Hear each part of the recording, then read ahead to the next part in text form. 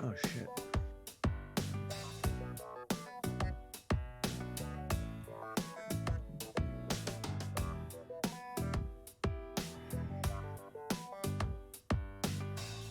Welcome to Talking Jets. We're talking free agency here tonight. Robbie Anderson is out the door. We got a new face showing up on the team. Boys, let's go around the panel and introduce ourselves and say what we're thinking about. Green Bean, how you doing tonight? Oh, I'm doing great. I am thinking about consolation prizes, and I'm sorry Robbie's gone, but I don't think it's going to be that big of a hiccup. I'm ready to go. David, how you doing tonight? I'm doing pretty good, being that Robbie Anderson is gone. I don't know what I'm going to do with my Robbie Anderson autographed jersey now, but there's plenty of replacements out there. I'm ready to break it all down. I'm ready to talk some Jets tonight. Matt, how you doing tonight? I'm doing pretty good. I'm rebranding. I'm going with my favorite coach, Matt Rule, down to Carolina with my favorite wide receiver. But no, in all seriousness, I'm excited about the Perriman signing. I think it's a good consolation prize. I'm excited to get into it. All right, so let's start stuff there. Robbie Anderson signs a 2-year, $20 million deal with the Carolina Panthers. He reunites with Matt Rule, his former coach from Temple, as well as Teddy Bridgewater, who he played with while he was with the Jets for a brief preseason period. So I think there was a comfort level there. How do we feel about it? How do we feel about Perriman coming to the Jets? I know it's something that we've kind of brought up on this panel a few times. I'm pretty excited about the Perriman thing. Matt, I'll kick it to you first. What are your feelings on this whole situation? So first, I'll start with Robbie and then get to Perriman. With Robbie, I would have matched that offer that he got from Carolina, the 2 years, $20 million. I would have been completely fine with that. I would have went more years and more money. I would have felt comfortable with it. It was kind of confusing to me. I didn't really understand the logic for not bringing him back at that price. As for Perriman, I think he's a bigger body in terms of, like, he's a little stockier, but he's just as fast, if not a little bit faster, which I think that's, some good potential there. My concern is, one, health, and two, inconsistencies, because if you look at his production from last year, he had over 500 yards and 5 touchdowns in the last 5 games. But in the first 9 games, he had 100 yards and 1 touchdown. It's a vast difference. So obviously you're hoping for the second half version of Rashad Perriman, but I mean, ultimately here, it's not a bad consolation prize is what you're saying. David, how are you feeling about this whole situation? Well, building off what Matt said, the one thing about Rashad Perriman is that Rashad Perriman played in an offense consisted of Mike Evans and Chris Godwin. So obviously Rashad Perriman wasn't really introduced in the rotation scheme as you would have really advertised. And then once Evans and Godwin went down with season-ending injuries, Rashad Perriman had to take that number one role, and he actually really did. He did a serviceable job. Obviously not the job that you would have hoped out of Mike Evans, but he did step up. And what you can get out of Perriman is some of the stuff you could get out of Robbie, but probably a little better. Because one thing that Perriman has that Robbie also provided to the team, he's a pretty solid deep threat. You get the ball to him downfield. He's a sufficient red zone threat. He's also a pretty sufficient third down guy as well to have. And he's also a big-bodied receiver. That's the main thing that we're probably all thinking about in this guy is how much of a big body he is. He's 25 pounds heavier than Robbie Anderson, and he's also a guy that you can rely on for a 50-50 ball as well. So I like the signing. I think it's the only thing I can really consider it as is a serviceable replacement for Robbie Anderson because we still need to address the number one receiver in the draft. Thank you so much, Dan810, for the $2 donation. Honestly, I am not upset at all about it. I like it, is what he says. Green Bean, how are you feeling about this whole situation that transpired over the last 8 hours? Yeah, well, I think the fact that we signed Perriman, 2 hours after Robbie made his decision, it shows you that we not only had plan B, that we were thinking about it, it was ready to go. So we were waiting for Robbie, and if I'm being honest, I am a little bit bummed that he didn't come back. I like Robbie. I wanted him back. But Perriman can add that, he can bring the exact same thing that Robbie Anderson brought, which is speed. That's the main thing. And like Matt just said, he may even be a tick or two faster than Robbie Anderson. So there was a stat that I saw about Perriman. He had 36 receptions, 70 targets, and 2 drops. So what does that tell you about the quarterback play and why Jameis Winston is no longer a Tampa Bay Buccaneer? So that's what he was dealing with. Very similar to, people saying Robbie Anderson never had 1,000 yards and all that sort of stuff. You have to look at circumstance.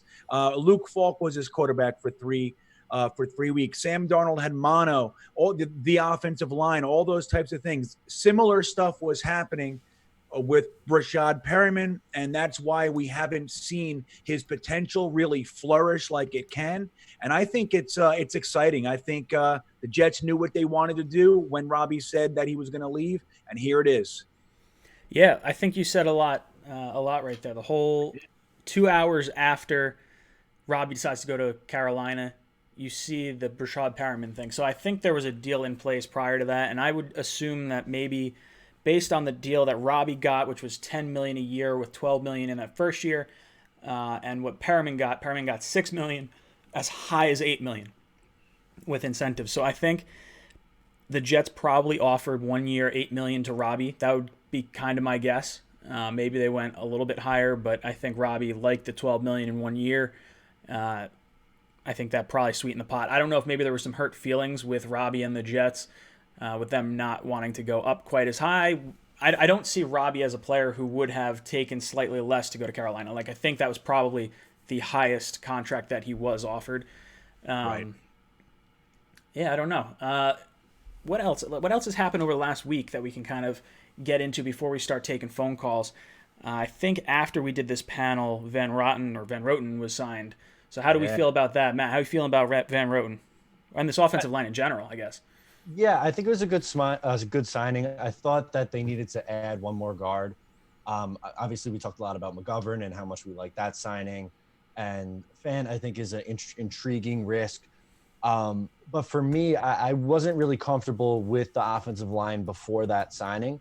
I think it's good. I still think there needs to be a little bit more work done, like probably taking a offensive tackle at 11th overall or trading for Trent Williams, something to that effect in order to put this line over the top. But I mean, I think it's heading in the right direction, and you could kind of see Joe Douglas's plan, which is add depth to a unit that really has had no depth for a very, very long time. Dave, what do you think? The offensive line, I definitely think, looks better on paper than it did last year. I mean, we're not bringing in all these so-called veterans. We're bringing in a lot of younger guys. We're all praising the McGovern signing, and I'm completely on board with that. Greg Van Roten was another guy that I was looking at as well. He's a guy that's played in the Super Bowl Carolina. He's a big guy. I like the frame he has to guard. I definitely think his zone blocking scheme is much better than Brian Winters. He's also a pass blocker, too. And being that Adam Gase is a pass-heavy offense, you're going to want that pass blocker on your offense. And that stat that Matt brought up where he only allowed, I believe it was 2 sacks or 1 penalty or vice versa, I got to go back and check on that. It's definitely a pretty significant upgrade over Brian Winters, and I'm excited to see what this offensive line could do. I mean, it's younger, but however, we're still now on that debate whether or not we should get the tackle or we should get the receiver in the draft, whether or not we should complete building the wall or whether or not we need to get Sam as number 1 target. Greenbean, how are you feeling about Van Roten? Well, look, in order to talk about Van Roten, I'm going to call him. Feels better to me. Van Roten, in order to talk about him, you have to talk about what's really going on here. See, these are more than singular signings. If you look at them, there is a theme here. And what I think Joe Douglas is trying to do, and there was an interview with him when he first came on within the first month where he was talking about building a team, building units. And that's what I see happening. I mean, if you look at these guys, McGovern, Van Roten, and even the re-signing of Alex Lewis, these guys between them had what? And if you add the other guy, Josh Roberts, is that or Andrews? Josh Andrews. They had between them 2 sacks and 1 penalty for last year, something like that. It might be 1 off or something, but that's what we're talking about. These are low penalized, excellent pass blocking offensive linemen. They are mean. They're smart players, every single one of them. They're team-oriented. All 3 of them are rah-rah guys, get the team pumped up. He's building a unit. I agree with Matt. We're not done. I think that we're going to get 2 offensive linemen in the draft, but I think Van Roten was an absolutely perfect capper after re-signing Lewis, adding McGovern. Fant, We don't know what's up with that guy. He's a little bit of an X factor, but I think we did a great job in free agency, and we still have $30 million left? Yeah. Not bad. Around 40, I think. Yeah, that's what I was hearing. I was hearing around 40. I don't know how the contracts are structured because I think that's going to change a lot of stuff. Like if that first year of a lot of these contracts are a lot lower and then they escalate like some contracts do instead of just taking the annual running average of it. Jets probably have a good amount. If we have 40 million, I would definitely go after Vinny Curry. I mean, maybe they decide to make a more advanced push towards Jadeveon Clowney. I don't really see it. I don't want Jadeveon Clowney, but I think if we have that much money, are we looking to roll it over? Are we looking to maybe extend someone like a Jamal Adams with all this extra money? I see you guys asking for Jet Central over there in the chat. We would love to have Jet Central on. We've been in talks with him. Unfortunately, stuff keeps coming up with his schedule. So if you guys want to see Jet Central on here, give him hell on his comments and tell him to join Talking Jets with us. Guys, how do you feel about the edge rusher market right now in terms of who's available? Do the Jets address it in free agency? Do we now look towards the draft with it? Green Bean, I'll kick it to you first. Is there someone you're particularly eyeing as far as edge goes? No, I like Curry. I don't want to see Clowney signed, and I'll tell you exactly why. He had 3 sacks last year, 7 tackles for a loss. Yes, he's good in the run game. He's an all-around player, but he wants $20 million. Now, a guy like that wants $10 million, $11 million. Okay, you can talk to him. He's turned down the Dolphins, offered him a multi-year $17 million per contract. Now, maybe he just doesn't want to go down to friggin' Miami Dolphins. There's that. But $17 million is a lot of money. I don't want Clowney. I think he's more of a problem and a headache than he's worth, than his production. The last time he had 16 tackles for a loss was when he had J.J. Watt alongside of him, and we all know who J.J. Watt is. This draft, there's a guy that I really like named Emory Hunt, and he's with Pro Football Game Plan, and his exact words, and it's perfectly said, and it's how I feel.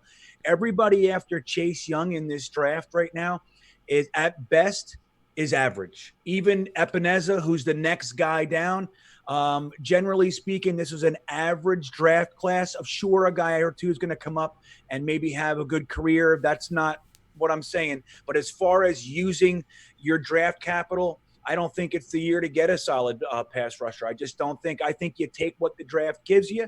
It's offensive line, it's wide receivers, and it's even better at cornerback and running back than it is edge. I think edge just has to wait, and we'll fill it with an old man or Jenkins and the rest of the guys that we already have. David, how are you feeling about edge? Well, I would have to agree with Kyle. I think building off what he said, I think the time to get a pass rusher was last year. Personally, I'm not really a fan of bringing in Vinny Curry, but he could be our best option if you want that stopgap option, then get a pass rusher in a much bigger market. In regards to Jadeveon Clowney, I do not want him. However, I would consider negotiating an offer with him. That doesn't mean I want him signed because of how much he wants. If he wants $21 million a year, a guy who is pretty much just got a questionable personality as well, then a guy who's kind of questionable in regards to pass rush, which is what we need, I'm not really on board with that either. So in regards to pass rush, there really isn't anybody I want in particular. Being that you go into the draft as well, AJ Espinosa, I really don't want to reach for him at 11. I also don't want to overspend on one of the mediocre pass rushers that we got as well. I think bringing back Jordan Jenkins was a pretty solid move. Yeah. And I want to keep focusing on offense this offseason, offensive line and wide receiver. I think this offseason needs to be focused on continuing to build around Sam in regards to protection and in regards to weapons. Matt, how you feeling about the edge situation?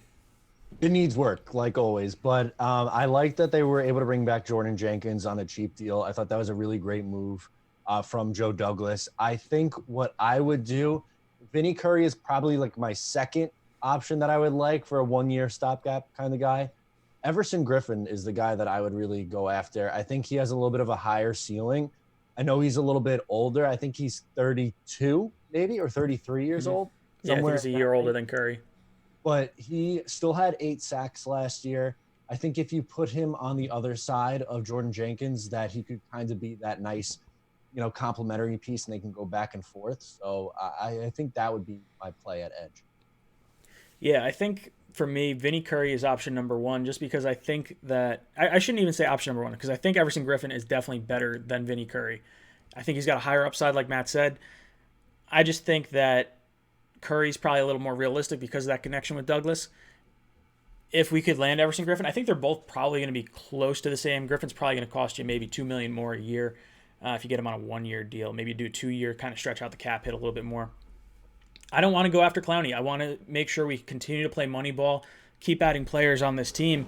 And you know what? If we're not going to spend the money and we can roll it over into next year and possibly help us moving forward, I think I'm kind of good with that. So I guess to recap, upset we didn't keep Robbie for that contract. I'm not too bummed out because I really wanted Perriman, so I'm okay with it. We're psyched on the offensive line. Looks better on paper. Edge rusher, none of us want Clowney. Would prefer Curry or Everson Griffin. How do we feel about... Ooh, Bloodlust. Thank you very much for the $9.99 donation. Love you guys. Thanks for providing us something to look forward to on Tuesday nights. It will be sick. It will be sick once the season starts. Stay safe. Love what JD is doing. If he hits in the draft, we will be okay. That's some optimism right there. Especially if we wind up having 7 teams make the playoffs. Jets have a little bit better shot this year than we all initially thought. Where was I going with this? I was going to say something else. Good comment. Yeah, that was a great comment. God, That was a very good comment. All lost now. Now, I know Green Bean's real hyped up on this. He's talking about the whole... another one. I'm Mitch. Thank you for the $2 donation. New England gave Brandon Copeland a 1-year, $1.05 million contract. We should have got him. For that amount of money, I agree. I think that's probably it's negligible to us. Like, maybe he took it that low. Like, maybe we would have had to give him $2 million, but even then, I think we probably should have brought him back on that. I don't know if that's going to really count towards our compensation pick formula. Like, if that's enough of a contract to really to see that. I think Robbie Anderson, just like Green Bean had mentioned prior, I think it was in our group chat, about the compensation pick formula, and because $12 million was signed in year 1 for Robbie and $8 million the next year, the Jets could see a compensation pick. And a lot of the guys we've brought in terms of free agents have been guys that have been cut, if I'm not mistaken. So that it could work out in our favor. Guys, how are you feeling about what do we do at 11? Let's figure out what we do at 11 before we open up the phone lines and get some questions in from everyone else. But Matt, what do you think we do at 11 with what has transpired over the last 8 hours or so? Okay, so before the Perriman signing, I was kind of going back to trading for Trent Williams and taking CeeDee Lamb at 11. As much as I might like that logic, I don't think that that's the direction Joe Douglas is going to go. I really think that he's going to take the best offensive lineman available, even with the wide receiver class being what it is. If I had to put money on it, I would say that he stays at 11, takes the best tackle there, whoever is there at 11, and then takes a wide receiver at 48. Ultimately, I think that's what he's going to do. I wouldn't be opposed to taking a wide receiver in round 1, but I just can't see Douglas doing it. David, how do you feel about that? I would actually have to agree, especially once Robbie Anderson went to go sign elsewhere. I was actually leaning more towards now taking a receiver with the number 11 pick. But however, the Rashad Perriman signing, filling up that hole that we kind of needed, being that Robbie was gone, made me feel a little bit better. But since Joe Douglas really spent most of his focus throughout free agency on the entire offensive line, I still feel that Joe Douglas is going to take the best offensive tackle at 11. However, I still also believe that if the tackles are gone, this might be a little bit of a bold take, but I think if all the tackles are gone, I think Douglas will take a receiver at 11. Even though I would trade down, I think he'll take a receiver at 11 if the tackles are off the board. However, I would actually be a huge fan of any one of those receivers, especially CeeDee Lamb. My God, the dude is a freak of nature. He's an all-around guy. Or even Jerry Jeudy, who's phenomenal after separation as well. So I would have to agree with Matt on this one. I'm definitely continuing taking offensive lineman at number 11. But, however, I could see the Jets take a receiver at 11. V-Man, thank you so much for the $5 donation. He says, love your videos, guys. Hope we get out of this mess soon. My dog can't wait to cheer for the Jets in her cheerleader outfit. Matt's seen the pic. She's cute. I'm jealous. I have not seen the pic. This is upsetting to me. I feel like I've been neglected. I'm very upset. Green Bean, how are you feeling about number 11? I think as long as it's not V-Man in the cheerleader's outfit, we're going to do fine. That's what's good. Here's what's going to happen with pick number 11. Are you ready for this? Mm-hmm. Joe Douglas doesn't like any of the top 4 offensive tackles. And I'm hearing this. This is now take it for what it is. I'm hearing Joe Douglas is aggressively trying to trade back, and the offensive tackle that he actually wants is Ezra Cleveland, which would actually fit with the unit better than somebody like Mekhi Becton. And with this wide split stuff and all that, Ezra Cleveland and a guy like Josh Jones, they actually fit in there pretty well. When you think about a guy like Tristan Wirfs is gone, he's going to be going way earlier, especially after that combine. So that's what I'm hearing. It's interesting what David said about that. I mean, there was a major stream of consciousness the minute Robbie Anderson got signed. Receiver at number 11. That's what everybody was. It was madness out there. And it's like, we signed Perriman. Okay, all right. I'm calm. But it's like, I think no matter what happens, Joe Douglas seemingly is just staying the course, man. He's got a plan. He's not susceptible to the waves of, back and forth. He's going offensive tackle. If he can't trade back, he'll take who's there. But if he gets his way, he's going to trade back to the mid to late teens. And you don't be surprised if Ezra Cleveland is the guy he takes. That's really interesting. I'm curious to see where Cleveland is currently ranked in a lot of drafts. Let's see if I can find this out. Ray Padilla, thank you very much for the $2.99 donation. No question, but I think he means to say that we are all awesome and he loves us long time. That's what I heard. Number 11, okay. So what do I want to do at number 11? I think, look, I've always really liked CeeDee Lamb. I don't see Douglas doing it. I don't think it makes sense. I think he's going to go with the tackle. Now, it's interesting what Green Bean's saying, because if he wants to go to Cleveland, I see Cleveland as possibly the 5th or 6th tackle that people are probably ranking on this whole thing. Right. So do they roll the dice and try to get him at 48? Or do they try to trade down a little bit and then draft him in the 1st? How is this going to work? I would look at possible teams to target maybe we talked about this yesterday, or someone brought it up to me. What happens if the Eagles want to trade with the Jets, and now the Jets somehow get Andre Dillard, the tackle from Philly? Maybe it's in a salary cap dump of Alshon Jeffrey. I know we don't want Alshon Jeffrey, but if you were to get Andre Dillard, trade back to maybe 21, and then I don't know what else you would get, but that would put the trade value at around a mid-second round pick for Andre Dillard if we got him and moved back to 21. Because then you get the tackle, and then you can take a top wide receiver there, or you can take another, maybe you take a cornerback then, because you have your offensive line sort of set.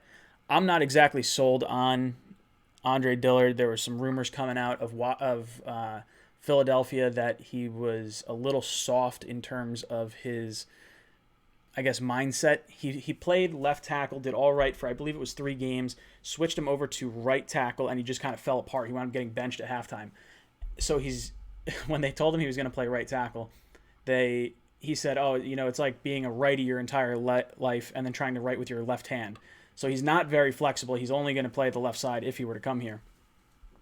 But is that worth getting him, rolling the dice on him? You now have 4 years of him, I guess, because he was a first-round pick, the 22nd overall pick last year. The issue is going to be, if they trade him, it's going to be a lot of cap hits. So it's probably not – I'm rambling my way through this. Yeah, where's it coming from, though, that they want to trade Dillard? Where's that coming from, do you think? I don't know if it's, confirmed that they want to trade him. I've read some articles online that have suggested the Jets want to tackle. They know Douglas, that connection right there. The Eagles may want to move up to get Henry Ruggs because they want that fast receiver to possibly replace Deshaun Jackson. I don't know. I think the salary is going to be an issue because it's the same reason we couldn't trade Quinn Williams this year is because we'd have to eat a ton of his salary. Right. But if you look at, I think it's the Eagles line, a ton of them are not very high draft picks. I think, Lane Johnson might be the only, high draft pick on that whole team. I I don't know what Douglas is going to do at tackle because I don't think Trent Williams is going to be an option. I think he wants to take one of the top tackles. It feels like tackle at 11, wide receiver at 48. That's really what it feels like to me. Does anyone dispute any of those? No, I would agree. I'm with you 100%. I would agree. Do we have any other topics we want to let the people in the chat know prior to us opening up the phone lines, or we want to jump right into phone calls? Oh, man, we got Jordan Jenkins. Go on, Matt. Oh, Jordan Jenkins. Jordan Jenkins or the corner signing? Ooh, the corner signing. All right, let's talk about Pierre Desir first, then we'll get into Jordan Jenkins. Pierre Desir, cornerback from the Indianapolis Colts. He's projected to start for us. He played very well. He played well against DeAndre Hopkins and Amari Cooper. So I think you can get I think we got a good deal there. I believe it was $5 million for him, or was it $5 million? 5.5? 5.5 million? 5.5. Yeah, $5.5 million for him. So you cut Darryl Roberts, save $6 million, and then you get $5.5 million for Desir. I'm a fan of it. I think Douglas is playing Moneyball. I don't think we're done at cornerback. I think we're probably going to draft a corner, but depending on how we handle this whole tackle situation or possibly trading down, sort of throws a wrench into where we could take a corner. Matt, how did you feel about Desir? What do you think it means moving forward? I like the move a lot. I know he wasn't all that great last year, but I was reading an article from Connor Hughes of The Athletic, and he was saying that he played most of last year hurt. Right. Got hurt early on in the season with a hamstring, and that kind of lingered on throughout the rest of the season. So I don't know if he's going to go back to exactly what he was in 2018, but I still think he is a starting caliber outside corner. You pair him with Blesson Austin. You have Arthur Mollett as your fourth guy behind there who could sub in, and then Brian Poole in the slot.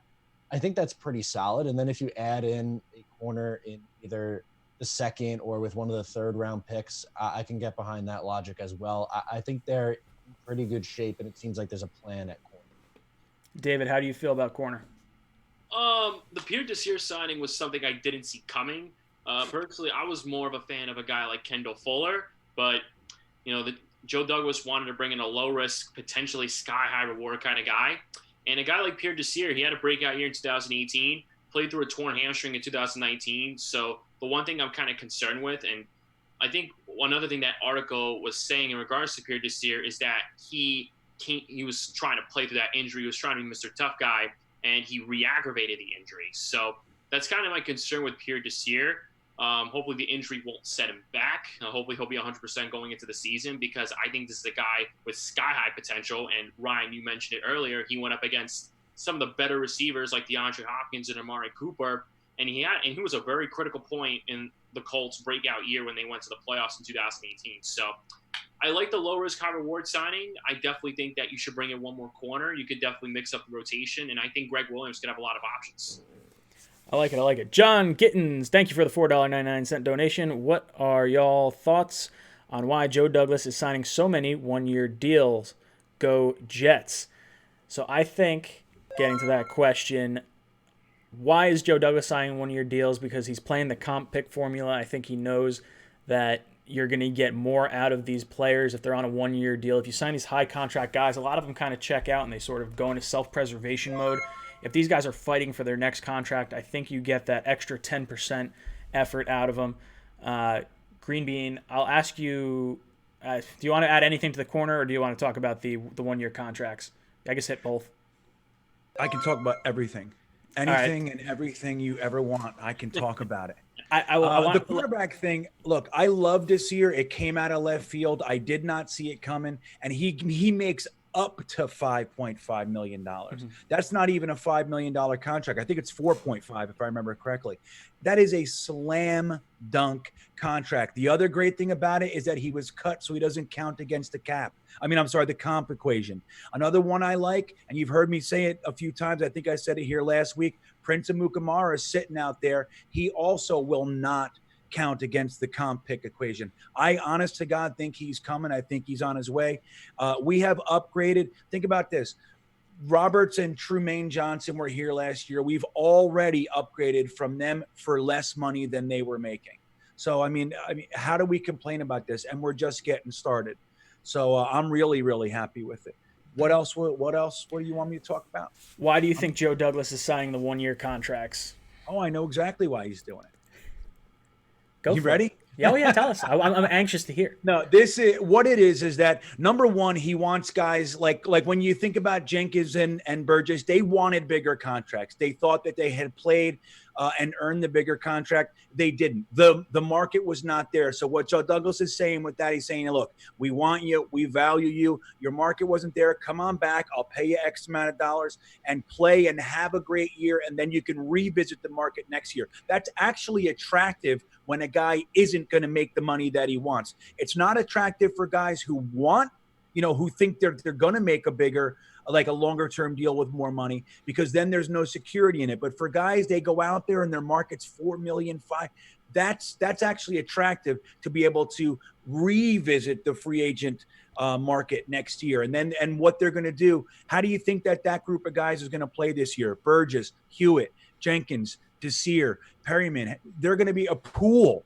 They're all 1-year contracts. So they're going to be playing their asses off. And here's the secret underlining is that Douglas is just he's solidifying the team while he gets his building blocks. These guys are not the building blocks. Make no mistake. A guy like Jenkins and Poole, they may be, but Burgess, Hewitt, these guys are more than likely depth that, if anything, if they're even here next year, Douglas needs time to be able to use the draft. So he needs to have guys that are solid and that, number one, can protect Sam. We're really working heavily on the offense and all that, but he wants to protect Sam. He wants to give the offense a chance to work. He wants to solidify the defense, and then next year be able to start all over if he needs to be. He's just getting guys to make the team solid while he builds his team through the draft. That's what's going on. David, how do you feel about the 1-year signings? Being that this is a completely new regime, I'm actually a fan of it, especially it's the first year of a new regime. And I've mentioned this a dozen times on previous panels. Joe Douglas wants to make sure he has Joe Douglas guys. Joe Douglas wants to make sure he has guys that can fit his regime. And guys like Brian Poole, Jordan Jenkins, Burgess, all these guys, these were guys that Mike Maccagnan picked up. So Joe Douglas bringing them in on these proven-year deals, Joe Douglas wants these guys to prove that he can fit his regime going forward, especially being that Joe Douglas is probably going to be a very draft-heavy general manager, which is a very premium quality to have in a general manager. He wants to have these guys come back. He knows that the value could be there. He just wants to make sure that the value can be maximized to a point where Joe Douglas could keep these guys in his regime going forward. So I can understand the proven-year deals. Personally, for me, Jordan Jenkins, I would have thought he deserved maybe a multi-year deal, maybe a 3-year deal at least, because of the way he actually contributed as a starter. I think he was an under-the-radar guy. His pass rush was definitely there. He's probably an above pass rusher, maybe an average pass rusher at best, but he continued to grow as a player. So that was the only thing that was questionable, that and Brian Poole. But other than that, I can completely understand it, and I could be on board with it. Matt, how do you feel about the 1-year contracts? Yeah, I think the reason why he's doing it is like what Green Bean said. He's trying to build through the draft, but you still need bodies to hold down the fort in the short term. Also, I think with a lot of his contracts where he's gone multi-year deals, they have outs after year one. So he's setting himself up for, like, if, for lack of a better term, if you really suck in 2020, he can cut you for very little dead money and just move on. And I think that's a really smart play from the general manager. And if he doesn't feel comfortable going long term, then he's just going to give you a 1-year deal like what we saw with Jordan Jenkins. I tend to think that Brian Poole is going to get another contract after this. But other than that, I think these are just, complementary pieces, not necessarily like huge building blocks. I agree. I think Green Bean hit it spot on. Matt touched on it again. I think we're all on the same page. I think this is very much Joe Douglas trying to build his team through the draft. I think that when you look at these players that he's bringing in, there's very high upside, there's very low risk. He knows there's a lot of injuries throughout the year. All you need is Le'Veon Bell to get injured, and all of a sudden you have, $15 million sitting on IR. We had that happen the entire year. We wound up having like $80 or $90 million sitting on the IR. You just can't win in the NFL like that. If you have $90 million worth of talent and it's spread out across a bunch of different guys, all of a sudden it kind of gives you a little more flexibility throughout the year. So I like it. I think he's going to try and get the most out of these guys. I think they're going to fight harder on the 1-year deal. I think there's the potential for them to get compensation picks afterwards. And I also think it's about filling bodies with the right style of players. All right, Joe S. says, Matt Rule and Robbie Anderson, or Adam Gase and Rashad Perriman. Matt, Good point. what's your opinion on that? I mean, do I even have to say?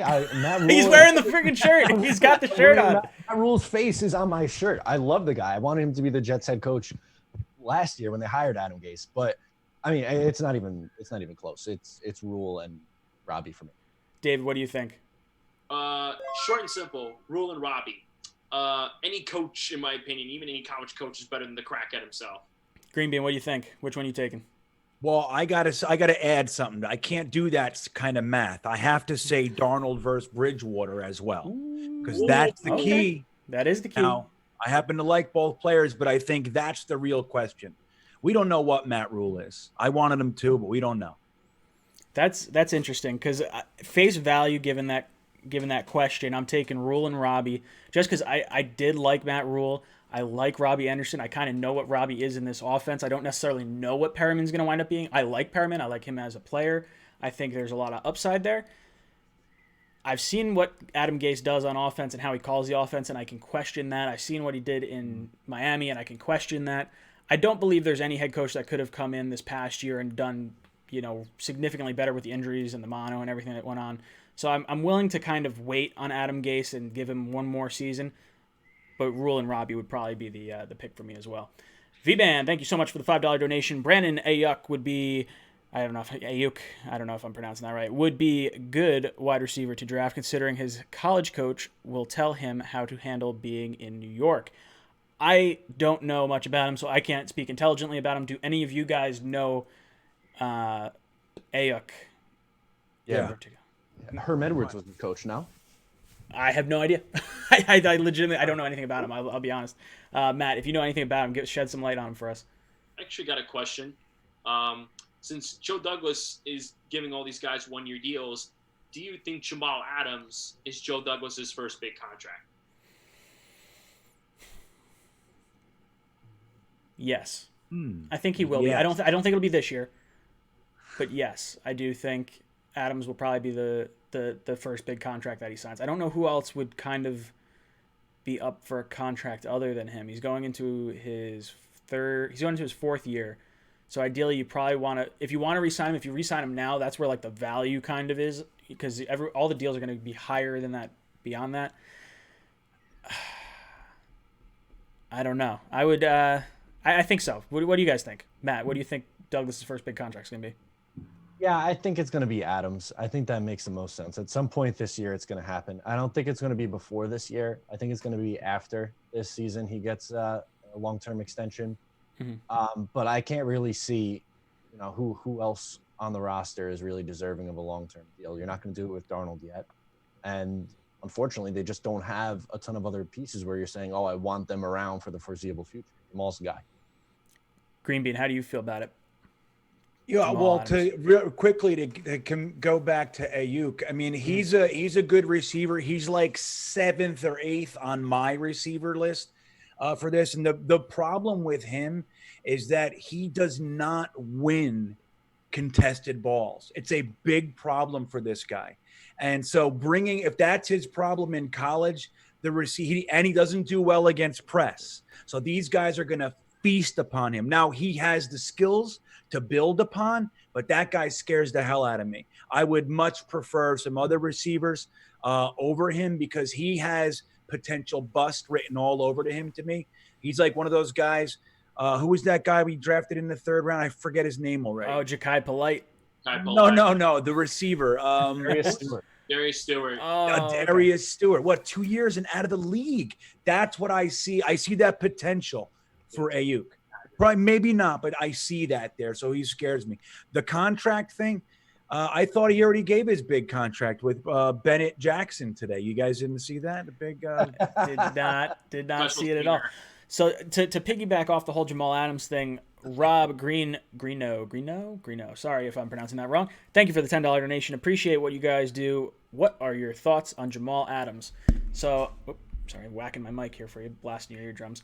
I would re-sign Jamal. I think I would probably wait, like Matt said, till after this season. I think we might have to deal with a little bit of a stalemate in training camp with Jamal possibly holding out. I don't want to see that. but I don't think the Jets should give up the leverage they have with the contract they have right now. So, Matt, what are your thoughts on Jamal Adams? Yeah, I wouldn't do anything before this year. I just don't think it's in the Jets' best interest, especially cap-wise. Now, I guess you can go the whole argument, well, what if he holds out? Or what if he's not motivated? But I would argue the opposite, that if he is still playing for a contract this year, that he would be motivated.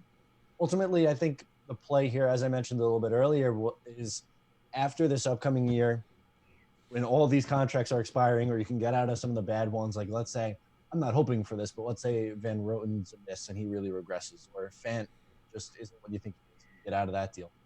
You're getting a lot more money coming off the books, and then you could afford to give $17 million a year to a safety or whatever it's going to cost you and build from there. David, how do you feel about Jamal Adams? Well, personally, I would like to get him re-signed to a point where now we actually have more leverage on his contract, because before we know it, the cap's going to start to go up, more safeties are going to get extensions, and then before you know it, Jamal could possibly demand more money. That's pretty much how it goes nowadays. One thing about Jamal is that I think the ball is in his court. If you extend him this year when you're still trying to address your offense, I wouldn't exactly say it's the most ideal thing, but I do want Jamal back. But I want to build the offense first, so that way you can have enough flexibility in cap, which is what Joe Douglas is kind of doing right now, to pay Jamal when you have your offensive line set, because I think Sam comes first, and then I think Jamal signing should be the next priority after, being that he is our best defensive player, and he's a guy that you want to build your defense around. So you bring him back, you build your defense around him where you can get that pass rusher, or you can get other cornerstones, then by all means, bring back Jamal Adams, but take care of the offensive line first. And if Jamal is willing to actually be understanding of that, then perfect. Then we got a sufficient path here going. But if he's going to start acting like this diva-esque-like player, he's going to start holding out, then we can have a major problem in our hands. Green Bean, how do you feel about Jamal Adams? Love Jamal Adams. Well, here's the thing with Jamal Adams. David's actually, he's in the right pocket from my perspective. I think, we thought we were going to be out of cap space by now. We didn't even cut Winters. We didn't even get rid of Avery. We didn't cut Bellamy. We still have layers of necessary money if we need it. Now may be the time to lock Jamal up. He'll be really happy about it. As the cap goes up, his numbers actually cost a lower percentage in the next few years if we actually give him the money and make him happy now. Now, if it's not, like, if we need the money, I don't think it's necessary. You could tell him to pound bricks for 3 more years if you want. But I think it may just work out. If we have the cap space, do it. Get him done. That's how I see it. So this is something that I brought up in my first video that I ever made on YouTube. It was the Kirk Cousins video and how we should front load the crap out of his deal, just make it like crazy high, and then, have lighter cap hits on the back end. So if you re-sign Jamal this year, let's say we're sitting at $40 million. I don't know what our actual cap number is, but let's say that's what it is. You're going to need about $8 million to sign your draft class, which leave you about $32 million in cap. If you can give him maybe like $23 million in the first year, and now all of a sudden his contracts after that are like 13 million or something, a little bit more reasonable, I think that would be the route I'd want to go. I want Jamal Adams back. I bought his jersey this past year. I'd be real upset if we lost him. I think at this point, based on the cap we have and that we didn't have to spend a lot of money on, say, Conklin and Thuney and Robbie Anderson and all these other big-name players that we were all kind of hoping for, if you have the extra money, I think, like Green Bean said, sign him now, get it done. You have your best player locked up. Just forget about it. I do like what David said. I think the whole offensive line is important, and the team should revolve around Darnold and the offense first. But if you have the money, I think you absolutely go ahead and sign Jamal and make it official. Garrick Bloodlust, thank you for the $9.99 donation. What are your thoughts on the reports of Greg Williams being more active and involved with helping JD recruit players than Gase? We all know the players and fans love Greg. If Gase fails, would JD hire Greg Williams? I hope so. I really like Greg Williams a lot. He is the one person on this entire team that I have the utmost confidence in, and I don't question his decision making. Like Douglas, I like what I'm seeing so far, but he hasn't earned the respect that I think Greg Williams has. Like, Greg Williams lost a bunch of players this past season to injury. I would take Greg Williams in a heartbeat if Gase fails. I would do it, absolutely. Matt, what do you think? As an interim head coach, yes, not as like if he Permanent. fires him after the year and then just promotes Greg Williams. I think in the interim term, yes, I think he's a very good defensive coordinator. I wouldn't want him as a full-time head coach. I do buy it. I think he's pretty much the head coach of the defense, and Adam Gase is the head coach of the offense. So anyone on the defensive side, they're going to be getting a call from Joe Douglas. They're going to call from Greg Williams. They're not going to be getting a call from Adam Gase. So I think that definitely makes sense with the guys that they've signed on the defensive side of the ball. And like last year, he well overachieved from what I thought that defense was going to be. So I have to agree with you. I think he's done a phenomenal job.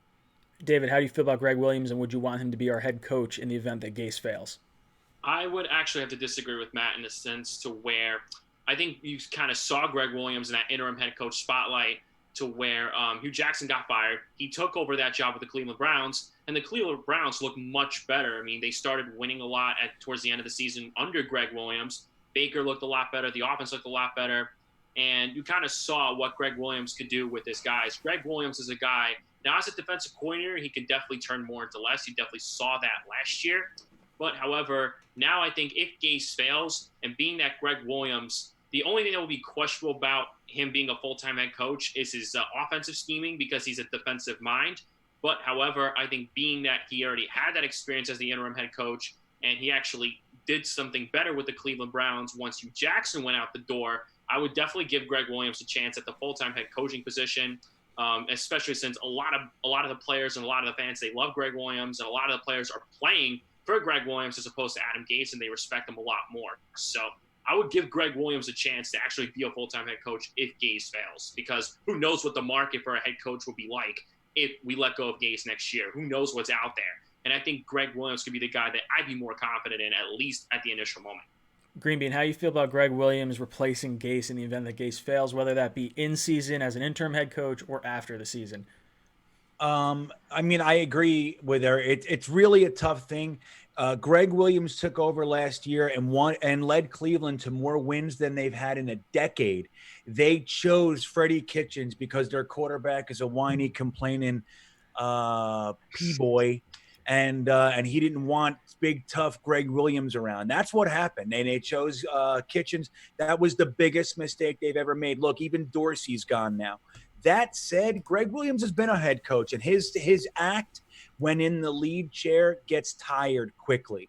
He's not a very good head coach. I think he can be for a short term, but he's not the long-term answer. As far as a defensive coordinator, I wouldn't even be surprised if we learned that Greg Williams, this is all he wants anymore. I just want my defense. I don't want to deal with all the politics and baloney. Just give me my guys, and I'll do a good job. And that's what we saw. So I wouldn't want to see him as our long-term head coach. That said, if Gase fails, that's the guy I want promoted. Let Jimmy Bob Cooter run the offense. You know? I like it. I Jimmy Cooter. Yeah, no, I think that's a good plan. I would, thinking about it, I think I agree with that, with Greg Williams being the interim head coach. I think he rubs a lot of people the wrong way. You usually don't see him in a place longer than 2 years, maybe 3 years at most. So I could see a situation where Greg Williams is probably out the door maybe after this year or after next year. I hope that's not the case. I really want to hold on to him. Okay. But he does tend to push a lot of buttons.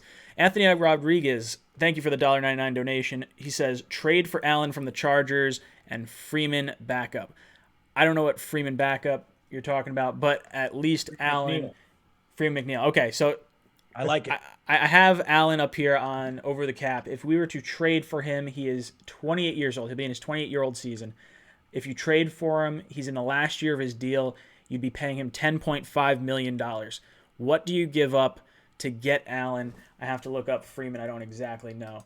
Matt, I'll kick it to you first. Let's talk about Allen. I'll interject once I know more about Freeman. I don't think they're trading Keenan Allen. I don't think you see that as a realistic option, and I think you'd probably have to give up too much to get him. At this point, I would rather draft or use that second-round pick in the draft for a receiver who's on the younger side and could develop with Sam Darnold instead of just like a stopgap short-term fix. I'm not sure who he means by Freeman, so I can't really comment on that part of the question. I'm a little lost on there. Green Bean, how you feeling about Allen? Nah, I think Matt's nailing it. I don't think it's realistic. I mean, would I consider it if it was out, if it was being tossed around? Yes, I would. I don't think it's really happening. So, unfortunately, I'm sorry, buddy. I know it was a good question, but I don't think it's very real. David, how do you feel about Allen? Do you think it's feasible, or do you think it's probably a little wishful thinking? Well, one thing's for sure, any Charger fan should be glad that Bill O'Brien's not running their organization if that's the case of trading Keenan Allen. But in regards to trading Allen, I don't think it's realistic, especially since you're going to want to have that number one receiver, knowing that the Chargers are going to get a new quarterback anyway. Phillip Rivers is gone. And if you're going to get a new quarterback, whether it's draft or whether you're going to trade for one, you're going to want to have that quarterback play with what many people consider one of the best receivers in the league. So I highly doubt we're going to trade for Keenan Allen. I would love to get Keenan Allen. I don't think it makes sense. If the Chargers are possibly drafting a young quarterback, you want to have this guy in the last year of his deal and give him every weapon he's got. So I don't see it as a very possible signing. Jesse Stone, thank you for the $5 donation. Thank you all for giving me some entertainment during quarantine time. Whew, words. Rate Judy, Ruggs, Lamb, pros, cons, fit in Gase's system. Matt, I'll kick it to you first. Let's rate the three guys who we want in which particular order. I don't know if I want to get into the fit per se. I can talk about what I think is maybe their strengths that might bring it to us. But let's go top three in order. Matt, who would you take out of those three? Judy 1, Lamb 2, Ruggs 3. Ruggs is the burner. He's, the guy who's just going to blow a top off a defense. Lamb is very, very good, but I think his little bit of a lack of speed puts him slightly behind Judy, who's kind of just like that all-around receiver. David, how do you feel about those three? How do you rank them? I would actually rank Lamb number 1, just because I think he can kind of fit you could kind of mold him into like a DeAndre Hopkins kind of guy. Like that's my pro comparison to him, being that he's a sideline guy. He's a guy that can muscle out defensive backs to the ball. 50-50 ball kind of guy too, and he's got toe drag swag too. So I would rank Lamb number 1. Judy I would rank number 2, just because his separation is definitely fantastic. He's definitely a fast guy, and his yards after catch is definitely incredible as well. So he can definitely shake off defenders efficiently. And then Henry Ruggs, I would rank number 3, but this would be a guy that I would draft if we traded down to like number 15. Personally, I think Ruggs would be a reach at number 11, because while the speed is there, who kind of knows what Ruggs has as a receiver that you're willing to take at number 11? The speed's there, but that's all what people are talking about really about Henry Ruggs, the speed. I mean, how many speedy receivers or how many of these so-called speed-focused receivers really have succeeded in the NFL? Guys like John Ross and Darius Hayward-Bay. So that's my opinion on that. Green Bean, what do you think about the three receivers? Bay, good pull, David. That's a throwback. Good one. Green Bean, how you feeling about those three? Al Davis. I think I would go Judy, Ruggs, Lamb, and I'm sorry, I don't like saying that on this particular panel. But yeah, I think David makes a good point. It's all right. I'm muting Green Bean. I don't like his opinion. No, I'm kidding. Green Bean, you can talk. I'm sorry. No, go on. Sorry. Yeah, I don't know. I think I agree with David, but I actually think Ruggs is partially the reason that Judy looks so good. So I don't know. I think he's the real deal, and I like him a little bit more than Lamb. The truth is, I keep shuffling these guys. I don't know. That's where I am now. You know what I mean? Tomorrow, I don't know. All right. So I've preached CeeDee Lamb all year. I'm going to stick by my gun. CeeDee Lamb is DeAndre Hopkins 2.0 to me. I think that is a very hard type of receiver to kind of get in the NFL. I think he's a special kind of caliber. I like Judy. I like Ruggs. I wouldn't be upset with either one. I would put Lamb first. I'm going to get people hating me for this. I like Justin Jefferson more than Judy and Ruggs. I know it's not something you're going to see happen. Like Judy and Ruggs are both going to go before him, but I really like Jefferson more than those two. So I would say Lamb is number 1. Then I'd probably put in the next clump of 3 would be Jefferson, Judy, Ruggs for me. Not in any particular order maybe, but I think that would be sort of how I throw that. That's a hot take, Ryan. Yeah, it's a hot take. I know people don't like it, and people probably yell at me in the chat, but that's sort of – I love CeeDee Lamb. And then the Justin Jefferson thing. Green Bay, it looked like you had something to say. Those 3 guys. Well, you do have to pick those 3 guys. I threw in a cross, a little curveball there because it's my show. I'll mute you again. You shut up. All right.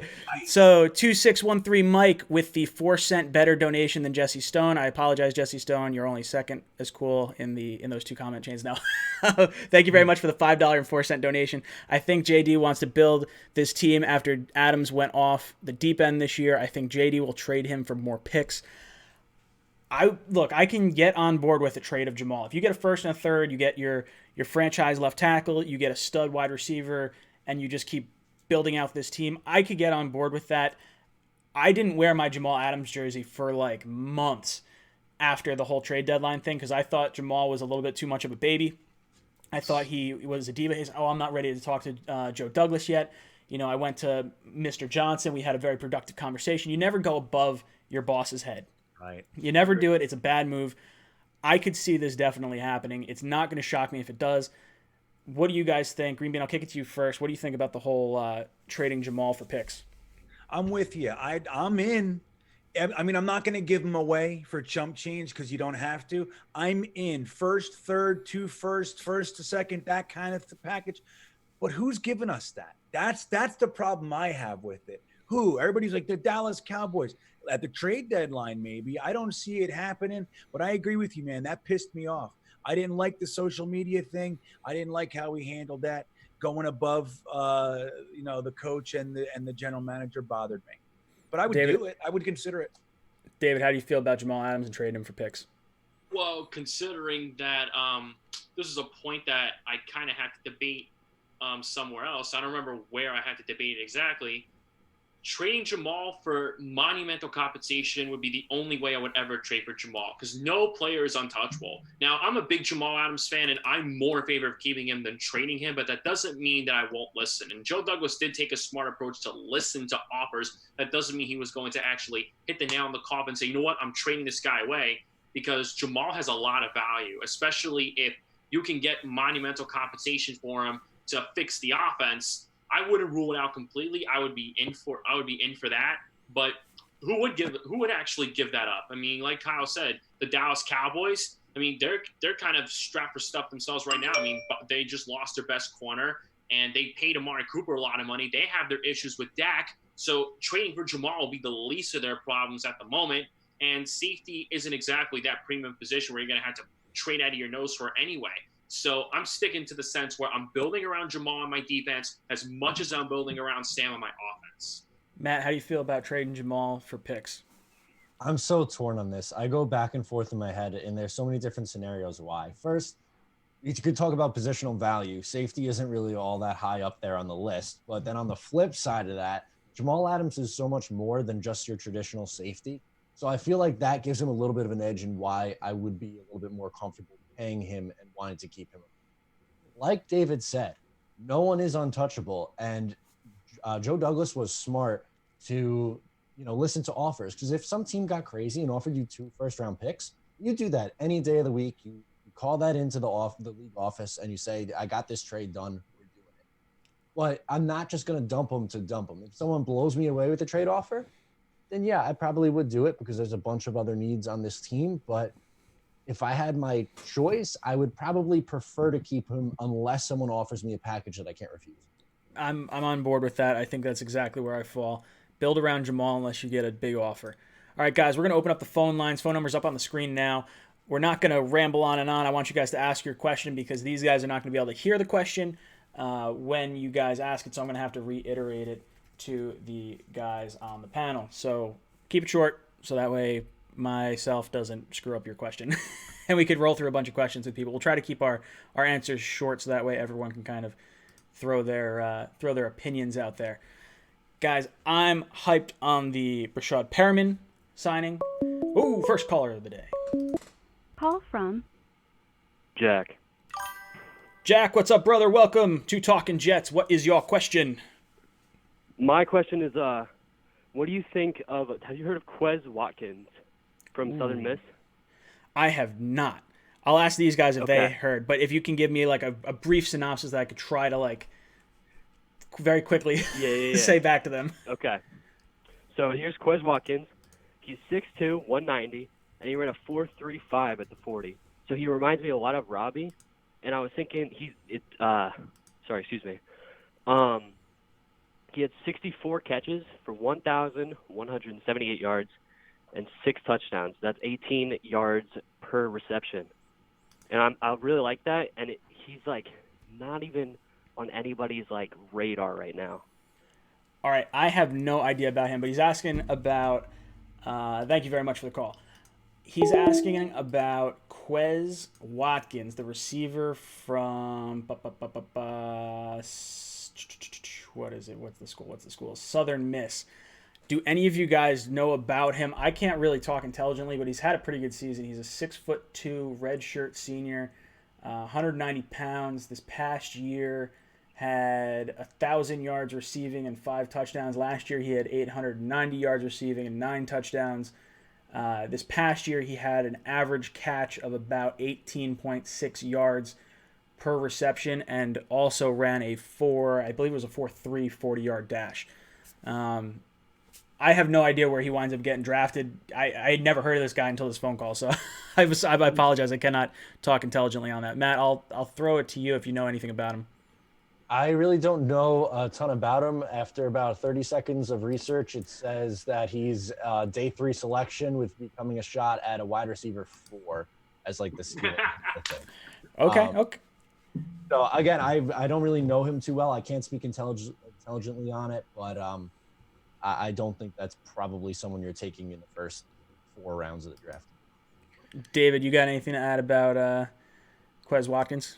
I have no idea who this guy is, and if I do know anything about him, I would have to assume that he would probably be a 4th or 5th round pick for the time being, and he would have to go through quite a bit of a process, like a Quincy Noonwalk kind of process, before he could have any sort of legitimate starting wide receiver snaps. So that's all I'd really have to say about that one. Green Bean, anything to add about Quez Watkins? I'm sorry. I could tell you about Joe Reed from UVA. He's another one. All right, well, about him.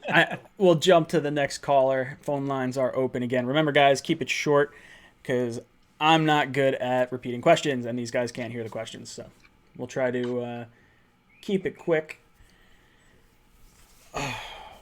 241 people in the chat. Let's get it. Hit those like buttons down below. Show the people you love Chris us. from Florida. Chris from Florida. What's up, dude? Welcome to Talking Jets. How you doing tonight, Chris? I'm hanging in there, you know. What's your question, brother? My question is simply this. So if the Jets do decide to go ahead and get a wide receiver in the first round, and then Joe Douglas decides to go for an offensive line in our second round pick, who would you most likely predict that would be on our radar? Go Jets. All right. So Chris from Florida says, if the Jets go wide receiver in the first round and offensive lineman in the second round, who's on our radar for those 2 picks? Let's try to keep it brief. Matt, who you taking with those 2 selections? Judy would be my wide receiver in the first round. In the second round, I think Cleveland would be there in the second round. I know Green Bean mentioned him as like the trade back in the first round. I see Josh Jones being like one of the last tackles in the first round, taking like high teens, maybe 20s, and then maybe a guy like Jackson or Cleveland there in the second round. David, how you feeling? Wide receiver, then lineman. Who are you taking? Wide receiver, I would take CeeDee Lamb in a heartbeat. Offensive lineman, somebody in the chat brought up Biadiz. That would be my plan B. I would actually take Austin Jackson at number 48. Green Bean, how you feeling as far as wide receiver and then offensive lineman? Who are you taking? Yeah, well, I think I'm taking the tactician of route running, Jerry Jeudy. I mean, I think that his size and his feet are something we haven't had here in a long time. I would love to think that Ezra Cleveland's going to be in the second round. I don't think he's there. I'm going to go with my guards and my centers there: Cesar Ruiz, Matt Hennessy, Tyler Biadasz. That group. That's what I'm looking at in the second round. So I'm taking CeeDee Lamb at number 11, if that's the case, and then I'm going I would be fine with Austin Jackson, Jones, or Cleveland. I think any one of those three guys, if they're going to be there at that pick. My concern is that there's going to be a premium on offensive linemen, and then people are going to forego and get the wide receiver a little bit later. So I think it's going to be – I don't see all those guys going before pick 48, but I think we can get one of them, and that would be the route I'd take. I still want, I think, offensive linemen in the first round and wide receiver in the second round, but given that, that's, you know, that set of stipulations, that's who I would take. Saint Nick 71, thank you so much for the $10 donation. He's been hit hard. He said, lost my business last Wednesday. Got word today that my county is allowing us to work, so now I'm spreading the love to my favorite local, or to my local business and favorite Jets channel. Thank you so much, and cool, all the best. What's your business? Let me shout it out for you. Hit up the chat. I want to shout out your business so that way you get a little bit of love. Not that I can promote too much stuff, but I'd love to give you a little bit of help any way I can. I know this is a hard time for a lot of people. I know I've tried to kind of steer clear of this topic, but we really appreciate all you guys that come in here and hang out with us during this time. We're bored as heck. We love making the videos for you guys, and any sort of entertainment that we can provide you to kind of take your mind off some of the news and everything that we're kind of blasted with on Facebook and Instagram and all these different things. We love doing it for you, so thank you so much for spreading the love, and stay safe. All right, I'll open up the phone lines again. If you guys see him post the name of his business in there, shout it out, because Green Bean, is everyone waving? What are you guys waving at? No, I was doing something else. I'm sorry. You talking to the chat? Can I say one thing? Back at you, man. Go My for it. 8-year-old niece is watching and texted me and asked if I could say hello. So that's adorable. That is adorable. Juliana. Hi, Good work, man. Very cool. Sorry. Absolutely worth the wave. I'm gonna wave too. Thank you. Hey, how you doing? See, look, we all wave. Matt didn't wave. Matt's a jerk. Matt's gonna get me. Oh, There you go. Oh, okay. Hi, Juliana. I like it. All right, phone lines are open, boys. If you want to call in and talk some Jets with us, remember, keep it short, because I have to try and repeat the question, because they are not going to be able to hear the question on your end. It just plays through my headphones, not through them. We got another caller on the lines. Call from. All right. Kabir, what's up, brother? Welcome to the cockpit. Or sorry, Talking Jets. I've got my shows mixed up. What is your question? All right, short and sweet, along with the wide receiver things from the draft. Now, I understand who you guys want in the draft. In the first round, Judy, CeeDee Lamb, or Henry Ruggs, but who do you think would be the best system fit in Adam Gase's offense? All right, see ya. Ooh, okay, good question. So he's asking, he knows who we want in the first round as far as wide receiver goes, but who would be the best fit in this offense? So I think the way we sort of start this question off is with who we currently have on the roster. So we have Crowder, so I think any sort of slot-type player is not one that I would go towards. You have Vincent Smith, who I think is a nice number 3 receiver right now. You have to wait and see what he has in the tank. I'm not putting a lot of stock in Josh Doxson. He's my 4th receiver right now, if I'm being honest. Second wide receiver is going to be Perriman. I think you have to draft a number 1. The way Perriman is a 6'2", 215-pound wide receiver, so he's 25 pounds heavier than Robbie Anderson. He's a 0.1 second faster in the 40. He ran a 4.2. Robbie ran a 4.3. So looking at those guys, you have the burner up the field. So I think Ruggs is out of the picture for us. Doesn't make sense. I think you have Crowder that can dice up sort of that short yardage. You have Bell coming out of the backfield, and you have Herndon and Griffin coming back. So for me, I'm looking for the hardest thing to possibly wrap my head around that you could possibly get, and CeeDee Lamb is the one that keeps falling down to me. I keep taking CeeDee Lamb here. I understand the Jerry Jeudy. I think it would be Jeudy or Lamb in my opinion. Matt, what are you thinking in terms of who we currently have and who would be the best fit for us? Yeah, I think it takes Ruggs out of the equation, because Perriman is basically what Ruggs would be in the offense. I think you're between Jerry Jeudy or CeeDee Lamb. You can't go wrong either way. I prefer Jeudy just a little bit more, just because Green Bean mentioned it. His route running is prestige, which I think is going to make the transition to the NFL a little bit easier. And I think his ceiling is a little bit higher. I think CeeDee Lamb is his range of what he could be as players maybe a little bit wider than Jeudy, who I think his floor is pretty high up there as well. Again, I would be completely fine if CeeDee Lamb was the pick. I would be extremely happy with it. But if I had the choice, I think Judy's safer.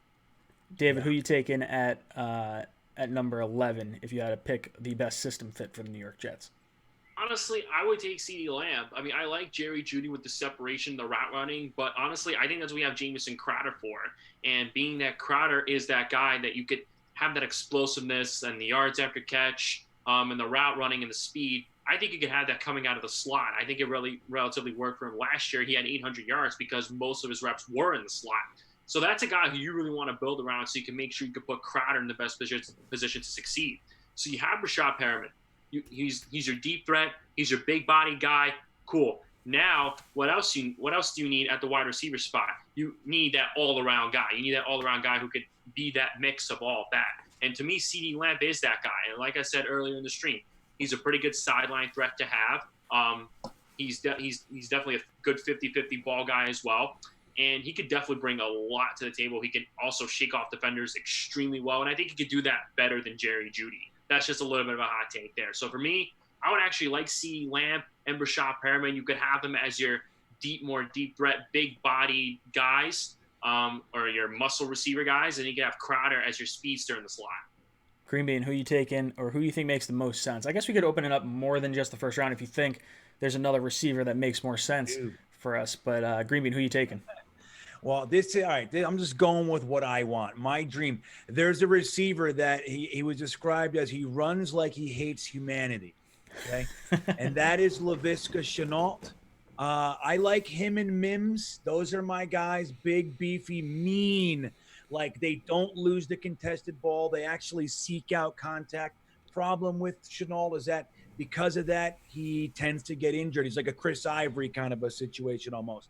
But that's my favorite receiver. I think when you look at Perriman, even if it was Robbie, but Perriman and Crowder and then Vincent Smith, who's one of my secret little favorites, that a guy who's just aggressive and mean and big, blocks like a beast. That's Laviska Shenault. He's my favorite receiver in the draft right now. That's who I think fits us the best. Yeah, CeeDee Lamb would be my number one choice, I think, if we had to go one at 11. If I had to go one at 48, I like Mims a lot. I do have to look up Shenault. I don't know enough about him, but I want guys that are going to be on the field. So if that's possibly an issue, Lamb and Mims are kind of the guys I'm looking at. Claypool would be another one that I'd probably go. Big body guy is sort of who I'd want. I like Jeudy in the first two, don't get me wrong, but I think a big body target is something that we would really benefit from. Guys, remember, phone lines are open if you want to call in and ask us a question. Make sure you keep the question short because I have to rattle it off to these guys, and my memory not so bueno. So keep the question short. That actually brings something up that I actually got to give Matt props because I actually watched this video earlier, and he was actually talking about how if you get a receiver in Detonator 10, hold on 1 second. David's just finished up a thought. Matt actually brought up a great point to where if you get a receiver in one of the later rounds, having him to immediately produce number one receiver production like immediately, it's more unrealistic. So I think you can maybe speak in a sense to where if you take a receiver in the first round, it'd be a much safer bet as opposed to taking a receiver in the later rounds. I know this receiver draft class is stacked, but there's no guarantees with the later round receivers. So I should give props to Matt for really hitting the nail on the head with that point. Thank you. Appreciate it. Detonator 10, how you doing tonight? What is your question? Alrighty, you ready for this one? Yeah, fire away. All right. First question, why the heck is Matt wearing a blue shirt when it's green? Anyway, and second of all, do you think if we were to take an offensive lineman at 11, right, do you think we have a possibility of trading back into the first round in the later rounds to pick up a wide receiver or maybe an edge or a cornerback? That's all I got to say. Peace out. All right, Detonator 10, thank you so much for the call. So what he's saying is, first question, it was like a two-part question. Matt, why is your shirt blue? That was, so he could stand up, show. He's got the whole Carolina rules, Matt Rule. He's a big Matt Rule fan, so that's why his shirt's blue. It's okay. We'll let him wear blue tonight. But second question is the wide receivers and what would the Jets do in terms of that first round pick? Could you see them trading back up into the first Could we trade down, or what do you want the Jets to do if there's a little bit of movement involved in this? I'll lead us off. I've said Philadelphia and Baltimore would be the two kind of teams that I could see the Jets dealing with. If we're trading back, I could see us moving back to 21 with Philly in some capacity, picking up maybe a first-round pick next year. I would be okay with that if the linemen aren't there. You don't want to necessarily spend a real high pick on a receiver. Then maybe you take a cornerback or an edge rusher at that 21 pick, and then you take the wide receiver, like we've kind of been saying, at 48, and then you have 2 first-round picks for next year. If you're looking at coming back up into the first round, I would look at the Baltimore Ravens at sitting at pick number 28. You get that extra 5th-year option on a player. Now, for the Jets to move up from their second-round pick to the 28th pick, I believe they'd have to give up the first third-round pick to make that move happen. But let me pull up the trade value chart. I'll rattle that off real quick. So let's see, the 28th pick, Baltimore, and then the Jets pick is 48. So there's like a 260-point difference, which is about a high third-round pick. So yeah, we'd have to give up that first third-round pick, maybe another late-round pick. Matt, what do you see the Jets doing possibly moving around in the draft? Okay, so I don't see a scenario in which the Jets could trade up from 11. I've gotten that question a few times on my channel and stuff like that, but I just don't think they have the capital to do that this year, especially, because you gave up a ton to go up and get Sam Darnold. The right move, but you had to give up a lot to go up there and get him. I like the idea of getting back into the first round to draft a wide receiver, like a Justin Jefferson, someone like that, who I think would be available in the 20s. If it could cost me, if a second rounder, a third rounder, and maybe a pick next year, like in the later rounds, then I would do that for sure. I think that's probably your best case scenario because you have 2 third rounders. So instead of taking 2 third round talents, you move one of those and take someone either in the second or the back half of the first round. David, how are you feeling about the Jets moving around the draft? I would have to agree with Matt. Personally, I don't think we have enough capital to trade out of 11, especially if you're in the danger of possibly maybe giving up too much capital to get one of the tackles, which capital is very crucial if you're Joe Douglas. But one of the things that I would possibly do, say the Jets draft an offensive lineman with number 11, I would actually do a package to where I would package my second-round pick and one of the third-round picks, whether it's our third-round pick or one of the picks that we got for Leonard Williams, and I would trade up in the second round to where we could get either Justin Jefferson or T. Higgins, as opposed to hoping and praying that a guy like Mims falls to us at 48. So if I'm trading up, I would actually package one of my third-round picks and maybe even my second-round pick to trade up in the second round. So you're not trying to go all the way up into the first round. So for that, you're talking, if you're packaging a third-round pick, the Jets' later third-round pick is their own. That's what I'm saying. It's got a 200-point value. If you're jumping up, you would wind up going into the tail end of the first by giving up a third. So you'd probably look to give up maybe a 4th-round pick if you wanted to move up in the second round, which I'd consider too if you see a guy fall. And I like that 5th-year option on the contract. I think that's probably why I tend to want to stay in the first round if possible. Green Bean, how do you feel about moving around the draft? Yeah, I love it. I think Joe Douglas should definitely consider bouncing back a few spots. Denver in that area, 15, even the 17, 19s, those kinds of picks. And he can gain a third and even maybe a second. Once you get past 15, you're getting into second round compensation. And then you later on, when you want to come back into the first, when Justin Jefferson or Mims is sitting there, or even if like an Ezra Cleveland, or however it falls, but that quality of guy, once you move back and gain another second, now you can take a second and a third and move back up to the first, and you got your same picks, but you bounced up in quality on everything across the board. I think it's fantastic. I hope Joe Douglas is thinking like this. Max sucked with doing. He would wait till the 4th round and then trade 18 times and gain, 8 spots in the 5th for it. What was that? Magnet at his best. It was the worst. So I hope Joe Douglas is smart. I think that there's definitely the potential. I do agree that moving up from 11 is not happening. And if it does, we're going to have to give away way too much. And my feelings toward him would change, man. I'd be pissed. Yeah, look, I think we're kind of on board. Moving around in the draft for the right reasons and for the right amount of compensation is always fine. Moving back in the draft is kind of where we would like to gain a little bit more of that depth. If we're kind of adding this depth, I could see us wanting to add quality over quantity in terms of draft sort of picks. I like Justin Jefferson if we can get him. We got another caller on the line. Who is it? Call from Grandpa Bill. Mark. Welcome to Talking Jets. How are you tonight? I'm good. What's your question, brother? What do you think if the Jets maybe signed Logan Ryan? Ooh, okay. So caller's question is, what do you guys feel, or how do you guys feel if the Jets were to go after and sign Logan Ryan? Last I heard, Logan Ryan was not playing for less than what he made this past year. Last year he made, I believe it was $10 million, which means $10 million is going to be his going asking rate. If the Jets have around $38 million of available cap space, considering we're going to have to spend $8 million on the draft class, give or take a little, what would you be willing to give up, or would you want to bring him in, Matt? Logan Ryan, how do you feel? I'm all set on Logan Ryan, man. You just brought in a 29-year-old cornerback. I don't know if you need another one. I'd be comfortable with Blesson Austin on the other side as your starting corner.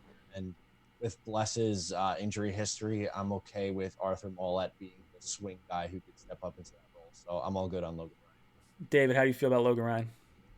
I would negotiate with him, but being that you already have that veteran presence on the corner spot with Pierre Desir, I don't really want two cornerbacks that are like 29, 30 years old. I want to go youth at the corner spot.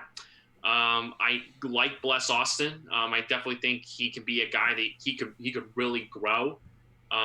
Being that he came off a severe injury, he came out of Rutgers, our local neck of the woods. So I'm more in favor of going young at corner. I don't want to overspend on corner. Cough, cough, Tremaine Johnson much. So I'm kind of good on Logan Ryan in a sense. Green Bean, how are you feeling about Logan Ryan? Yeah, I like him. I think he obviously is a great player. I'm not so concerned with the age thing right now because like we were talking about earlier, I don't think this is the plan. This is merely to have a competitive team, to be able to protect our current assets in order to give Joe Douglas time to actually go through the draft and get his guys. Logan Ryan fits that bill in the same way that Amukamara fits that bill, in the same way that Vince Curry fits that bill. Griffith, then you got, even the other guys that Pierre Desir fits that bill, quite frankly. So I think it's fine. I'd bless Austin.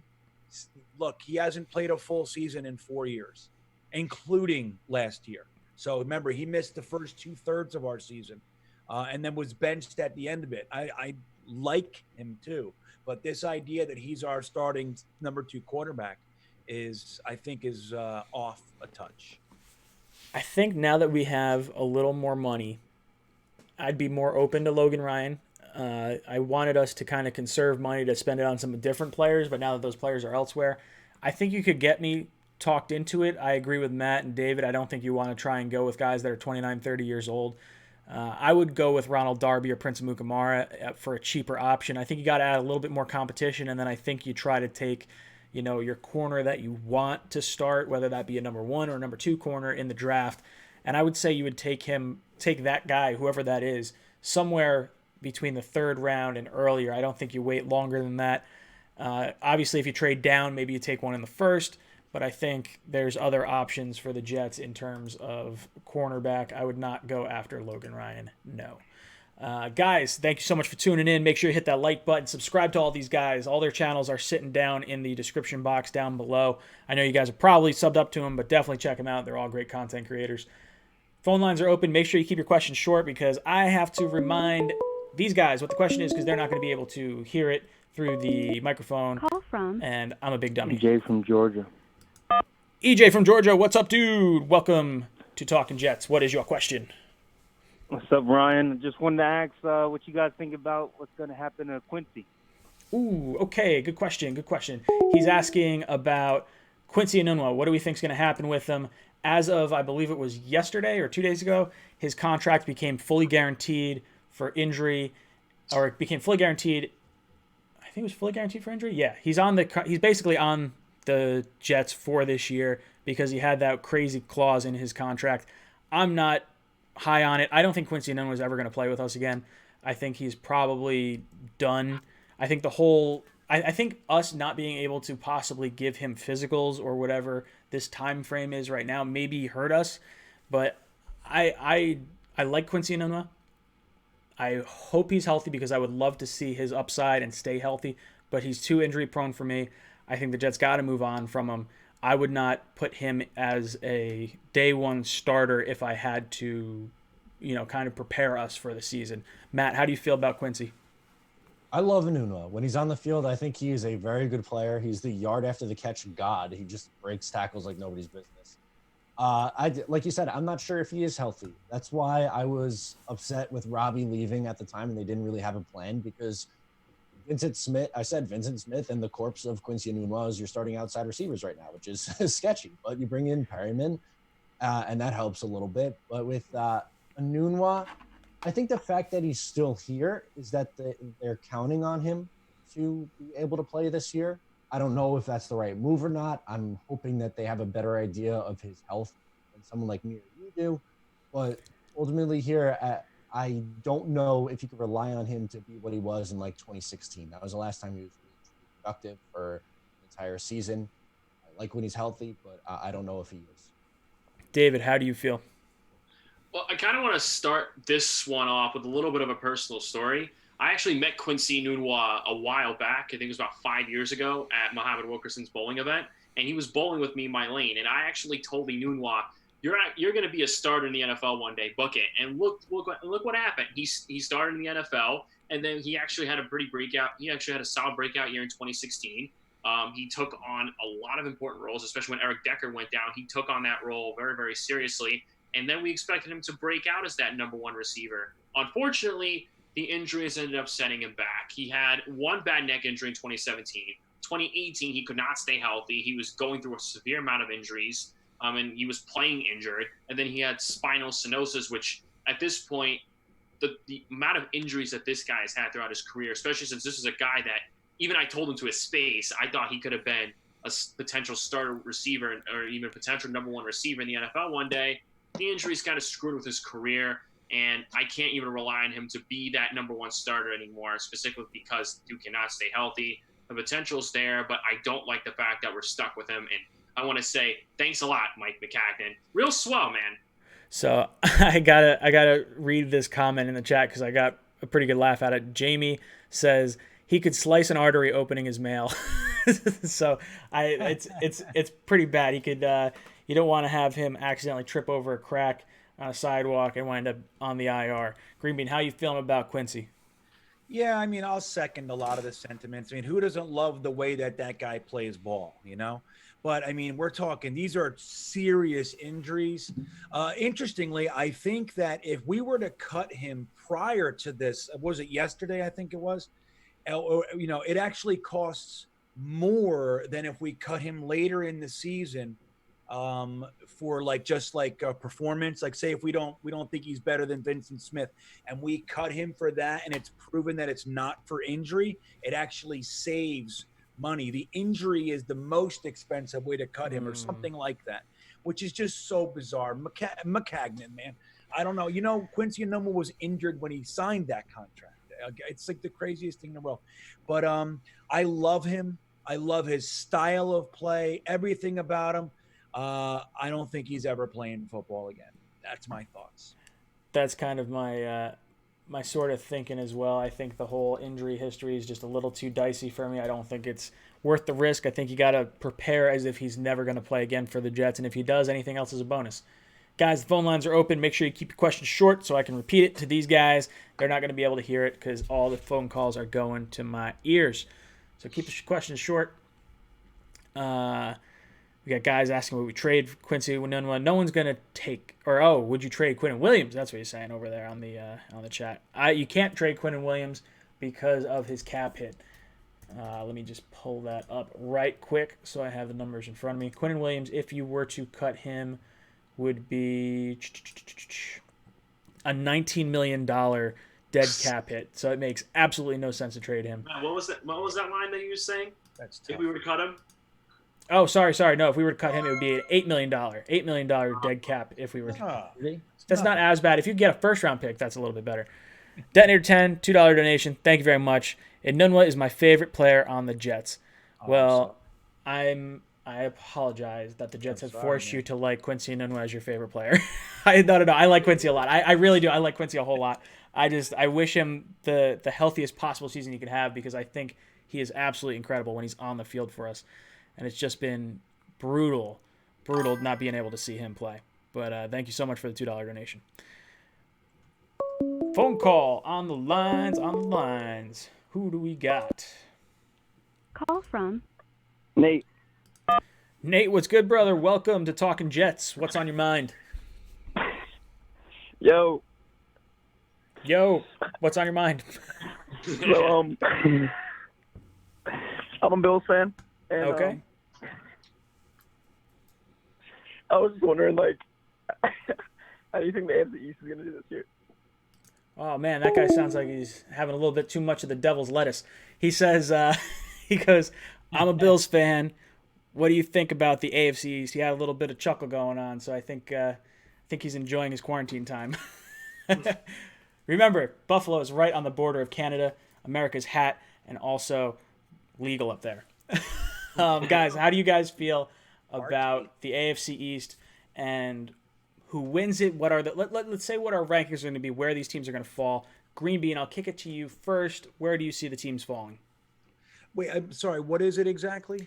It's the AFC East. Do you think it's going? Who do you think's better? Let's rank the AFC East, and then let's also talk about any sort of maybe notes. The guy was a Bills fan that called. Got it. I think the Bills are the most ready to make a leap. I think we saw it last year. The problem with that is I think their leap is going to come up short because Josh Allen sucks. That's what I believe.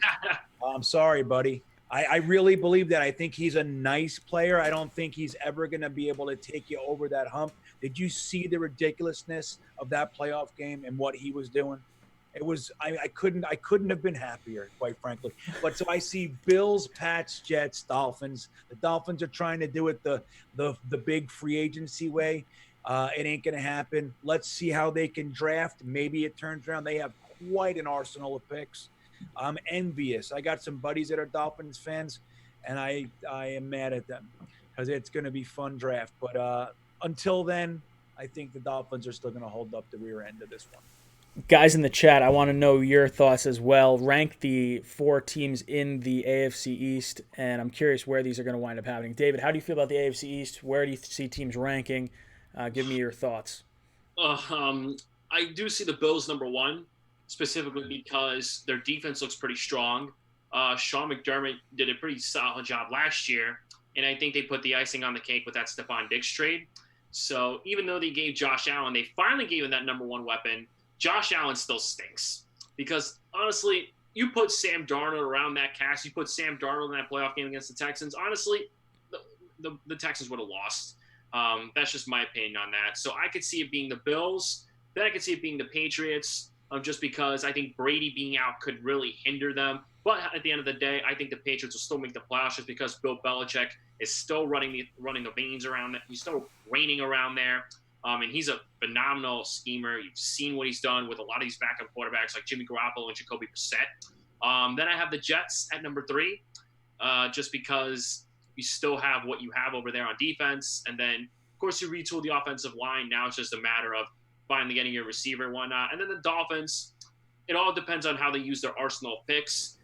Brian Flores is definitely an under-the-radar coach. And they brought in a lot of free agents. So now I think that could change depending on how they use their ton of picks and what they could use to build around their free agents with their draft picks. So I don't know. It's going to be an interesting thing. Matt, how do you feel about the East? So I absolutely love the Bills roster outside of the quarterback position. I have the DMs. I DM'd the Jets almost every day asking them not to draft Josh Allen. This isn't like a Buffalo bias. I did not like Josh Allen, the prospect, for a very, very long time. But I still stick by that. I think they're the number 1 team, but they could be so much better if Sam Darnold was in that spot, like what David said, they would be a much better team, and I feel a lot more comfortable about the Bills. Second is still New England. I know that they lost Tom Brady and things are going a little bit crazy there, but when you have Bill Belichick, I mean, they're going to find a way to be the 6th seed somehow or a wild card spot for sure. I'd put the Jets third. They have a really good defense. Offensive line is getting a little bit better. Offense still needs some work. I don't trust the head coach or offense coordinator as far as I can throw them. The Dolphins are fourth, but a lot closer than I think people think. I think the Jets and Dolphins are pretty close there at 3. As far as the AFC East goes for me, I think that the Bills are the top team. I agree. I don't love Josh Allen. I do think Sam Darnold is the best quarterback in this division right now. I'm not sleeping on Josh Allen. I really am not, because he does some special things. I kind of see him as a Cam Newton-esque quarterback, a very big-bodied guy with a howitzer of an arm that can bomb the ball down the field. Diggs is going to be screaming down the field all year. I just don't trust him throwing the ball to running backs. I don't trust him throwing the ball short, and I don't trust him in big spots. I think the playoff game, like Green Bean said, was very telling. I think there's a lot of concern that you may have to try and prevent him from, like, he'll make that wow play of him just running, and then he winds up lateraling the ball and then fumbling it. You're like, oh, what's going on? This was the happiest play of my existence right now, and now it's just like a nightmare. So that's kind of, that play embodied a lot of what Josh Allen scares me about, but also how exciting he is as a player. But I would put them number 1. I think they win the East. The Patriots, I saw Green Bean's comment in there. The Patriots are the Patriots until they're not. And unfortunately, I have to agree. I do think the Jets and Patriots, you could probably swap them back and forth. I think I'll probably still put the Dolphins as 4th because I don't trust that a rookie quarterback or Fitzpatrick is going to win enough games with that roster. That's sort of my thinking on it. I think the Jets could wind up being second. I could see us sneaking into the playoffs, but I think at this point in time, I want Gase to prove to me that he can run a competent offense. I think we're going to be significantly improved from the injuries and Sam not having mono. I think that's, important to note, but I think it's got to be Bills, Patriots, Jets, Dolphins at this point until we're proven wrong. Let's see what we got in the chat. I had one pop up. Where was it? Brandon O'Hara, thank you so much for the $4.99 donation. Do you think we have enough assets to give up? Do you think we have enough assets to give up to trade for Yannick Ngakoue? I love Ngakoue. We have the money. If we're sitting around $32 million, I would pay this guy $20 million a year. I don't have any problem with it. If we can get him on a, I think someone's going to want to give up a first. So if you're telling me I could give up a second and a conditional pick next year, I'd do it in a heartbeat and I don't look back. Because I think you could get receivers in the 3rd round like a Pittman. I would even double dip at receiver in the 3rd round if I could get Ngakoue, the pass rusher. That's kind of my thinking on that. Matt, how do you feel about Ngakoue? Would you give up picks for him? Do we have the ammo to do so? I don't think that they have the ammo to do so. I half jokingly tweeted the other day, I'll give up a 3rd and 5th for him. Who says no? I think Jacksonville probably says no. I think some team's going to give up a late 1st round pick for him. And if I'm the Jets, I'm not giving up 11. And I'm going back and forth if I'd give up the 2nd rounder just because the Jets have so many needs and they need to address offensive line and wide receiver. And those 1st and 2nd round picks are so important in doing that. While I love Yannick Ngakoue, the player, I just don't know if it makes sense for the Jets. David, how do you feel about Ngakoue? I would have to agree. I think he's a 4-3 lineman. I don't think it makes sense unless Greg Williams were to switch back to a 4-3 base. I don't think it makes sense to bring in that guy in here, especially since we do have other needs. But being that how talented of a player he is, I think there would be one possible scenario, like there would be one max trade scenario that I would actually give up for Yannick Ngakoue, and the chat's probably going to slander the hell out of me for this one. I would maybe give up a 2021 1st round pick. It would depend on how the Jets would do this year, and if they would be that defensive end away, competing possibly, and the Jets are actually, maybe they would finish like 8 and 8, 9 and 7, then maybe.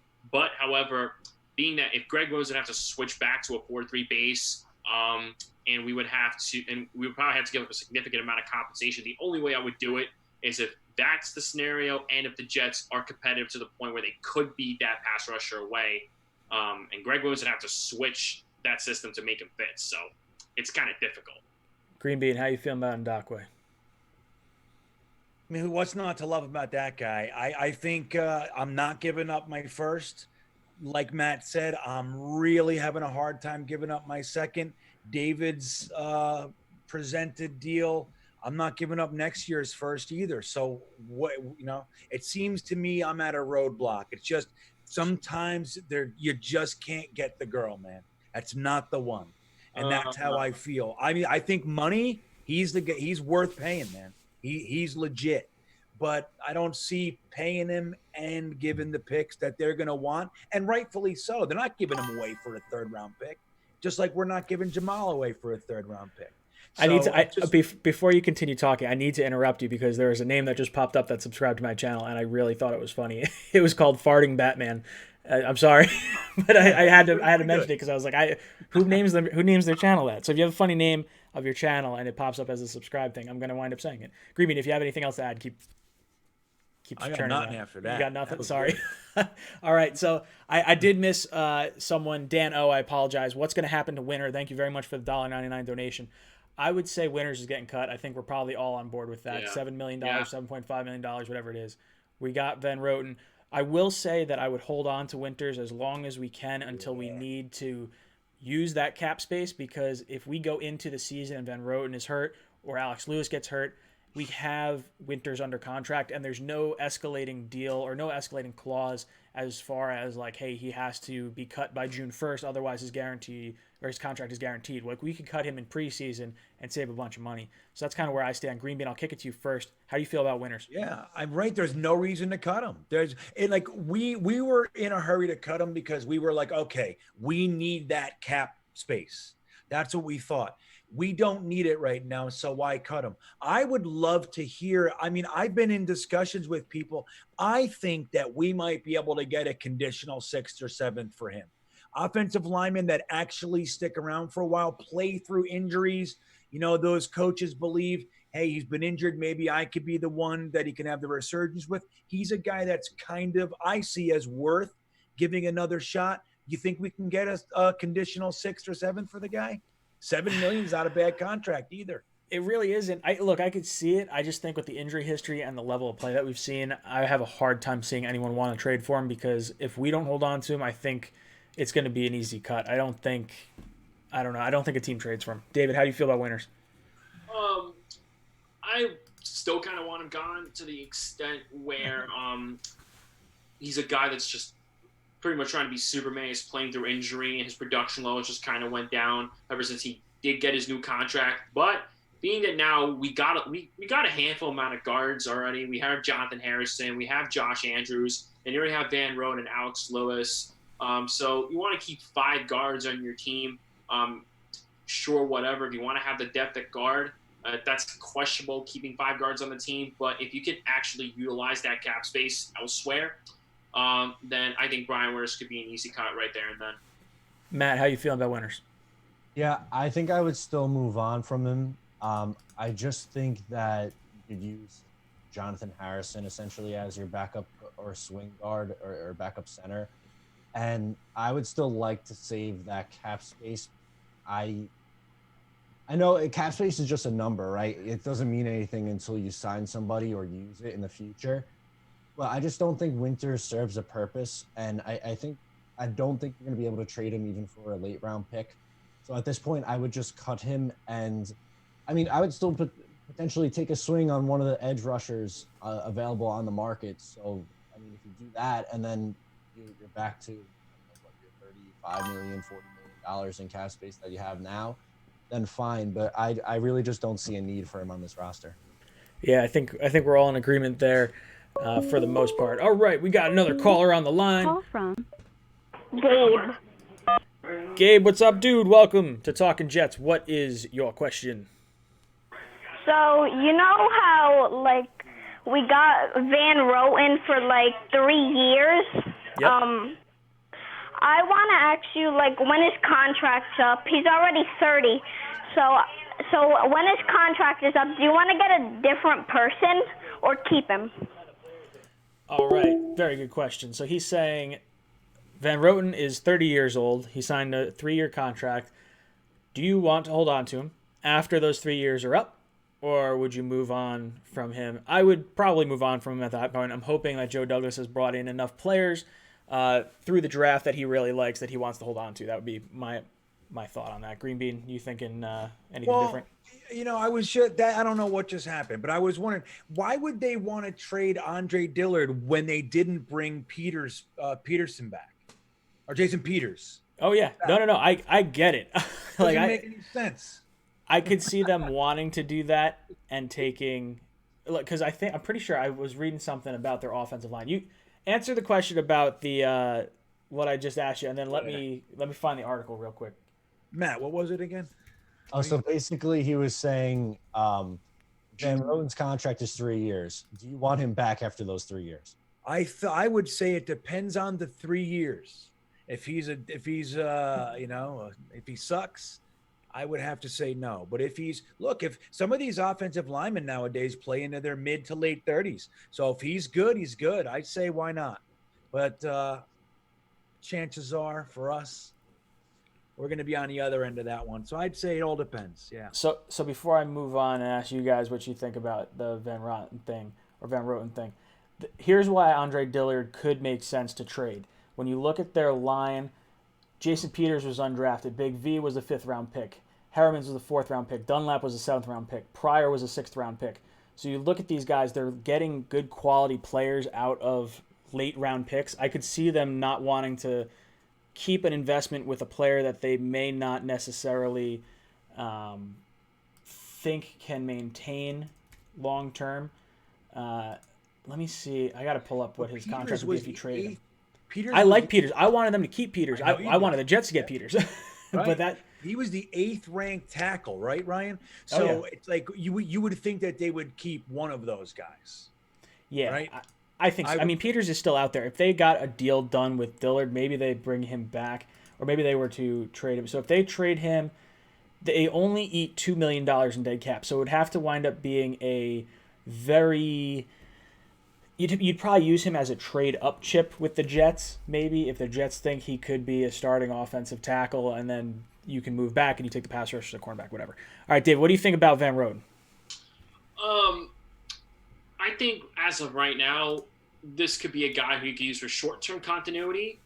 However, I think it could depend on what guard markets look like in the near future, because personally, I want to get younger at guard, but Kyle did make a great point about a lot of these offensive linemen playing into their late 30s.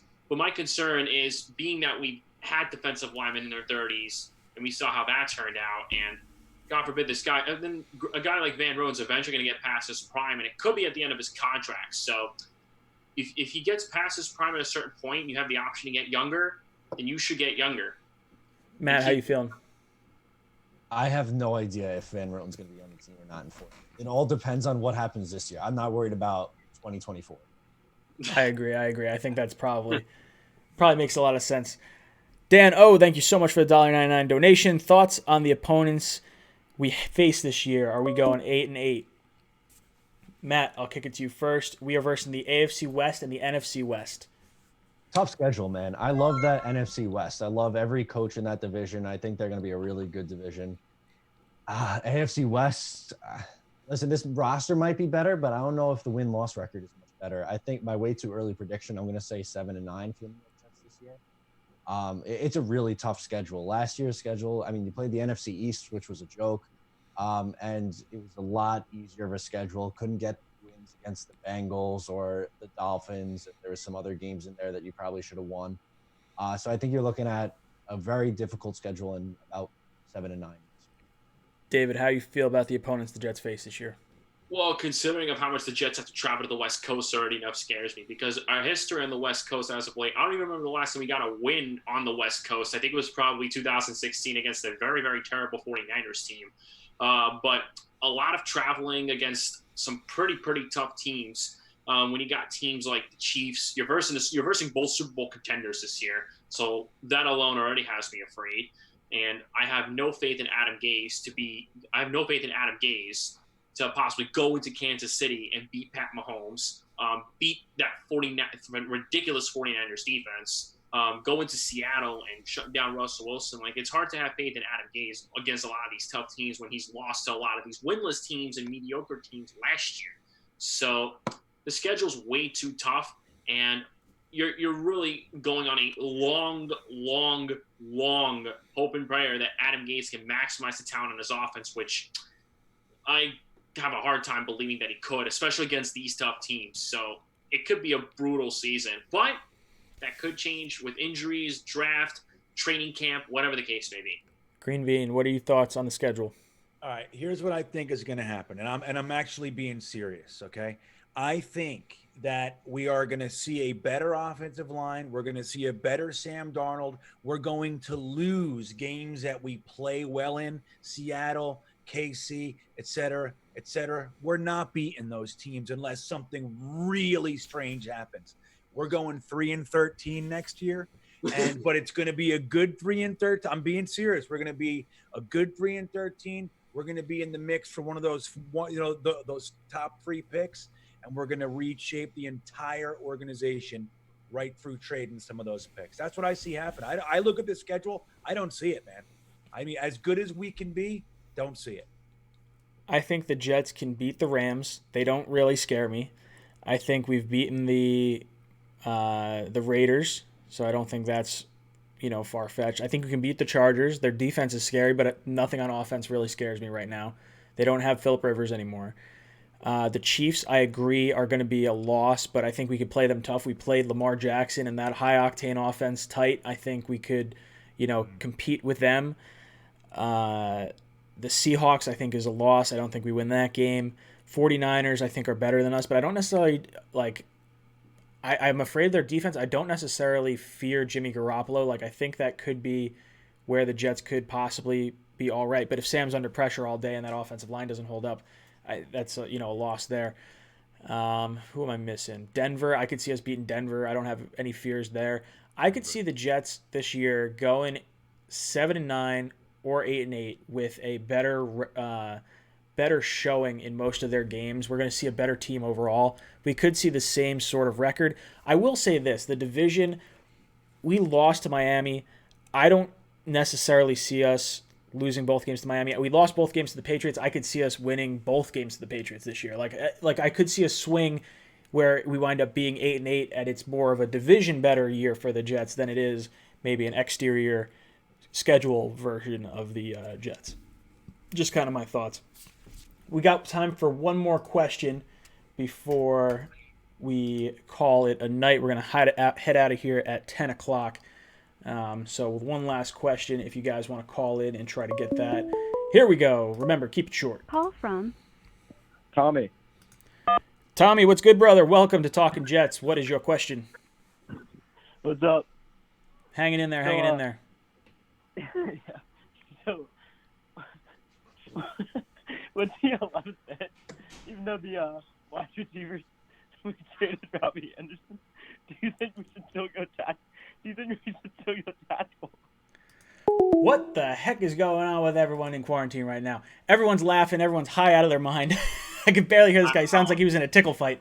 He said, with the whole Robbie Anderson thing, do we still want to go tackle in the first round? I'm saying yes. I think you got to solidify that offensive line. Matt, Yes. Real quick answer, I guess. Yes. David, what do you feel like? Yes.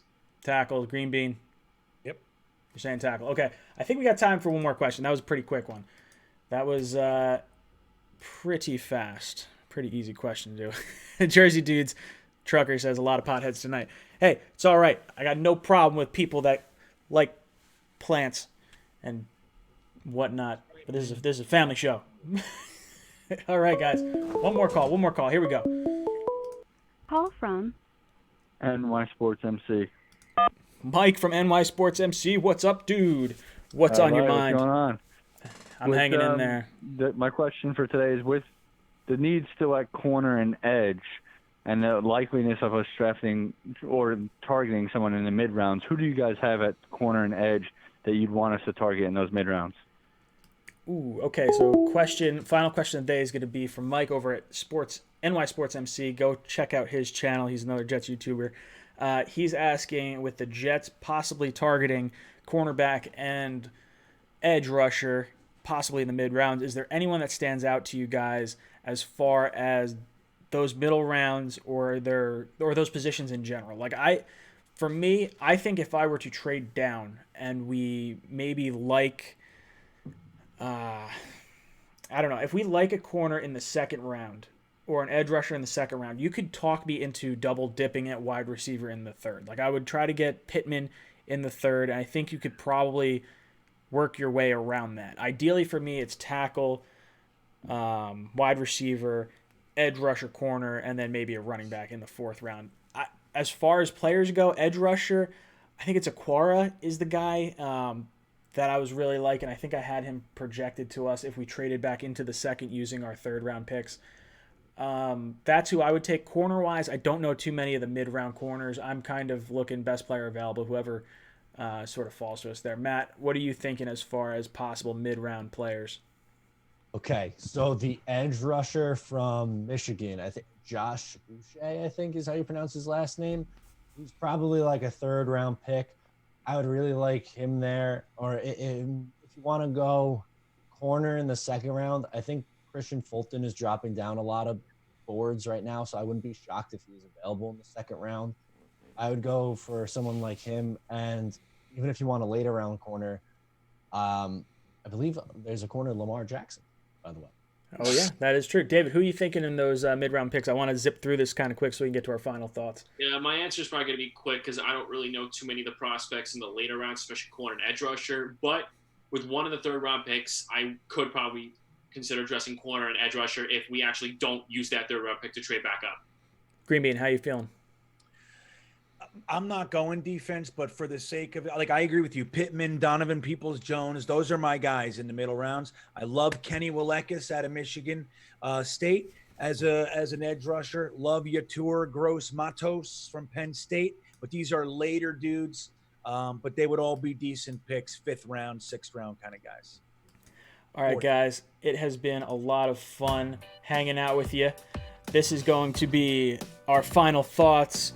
Green Bean, anything you want to say before we tune out tonight? I love James Burgess.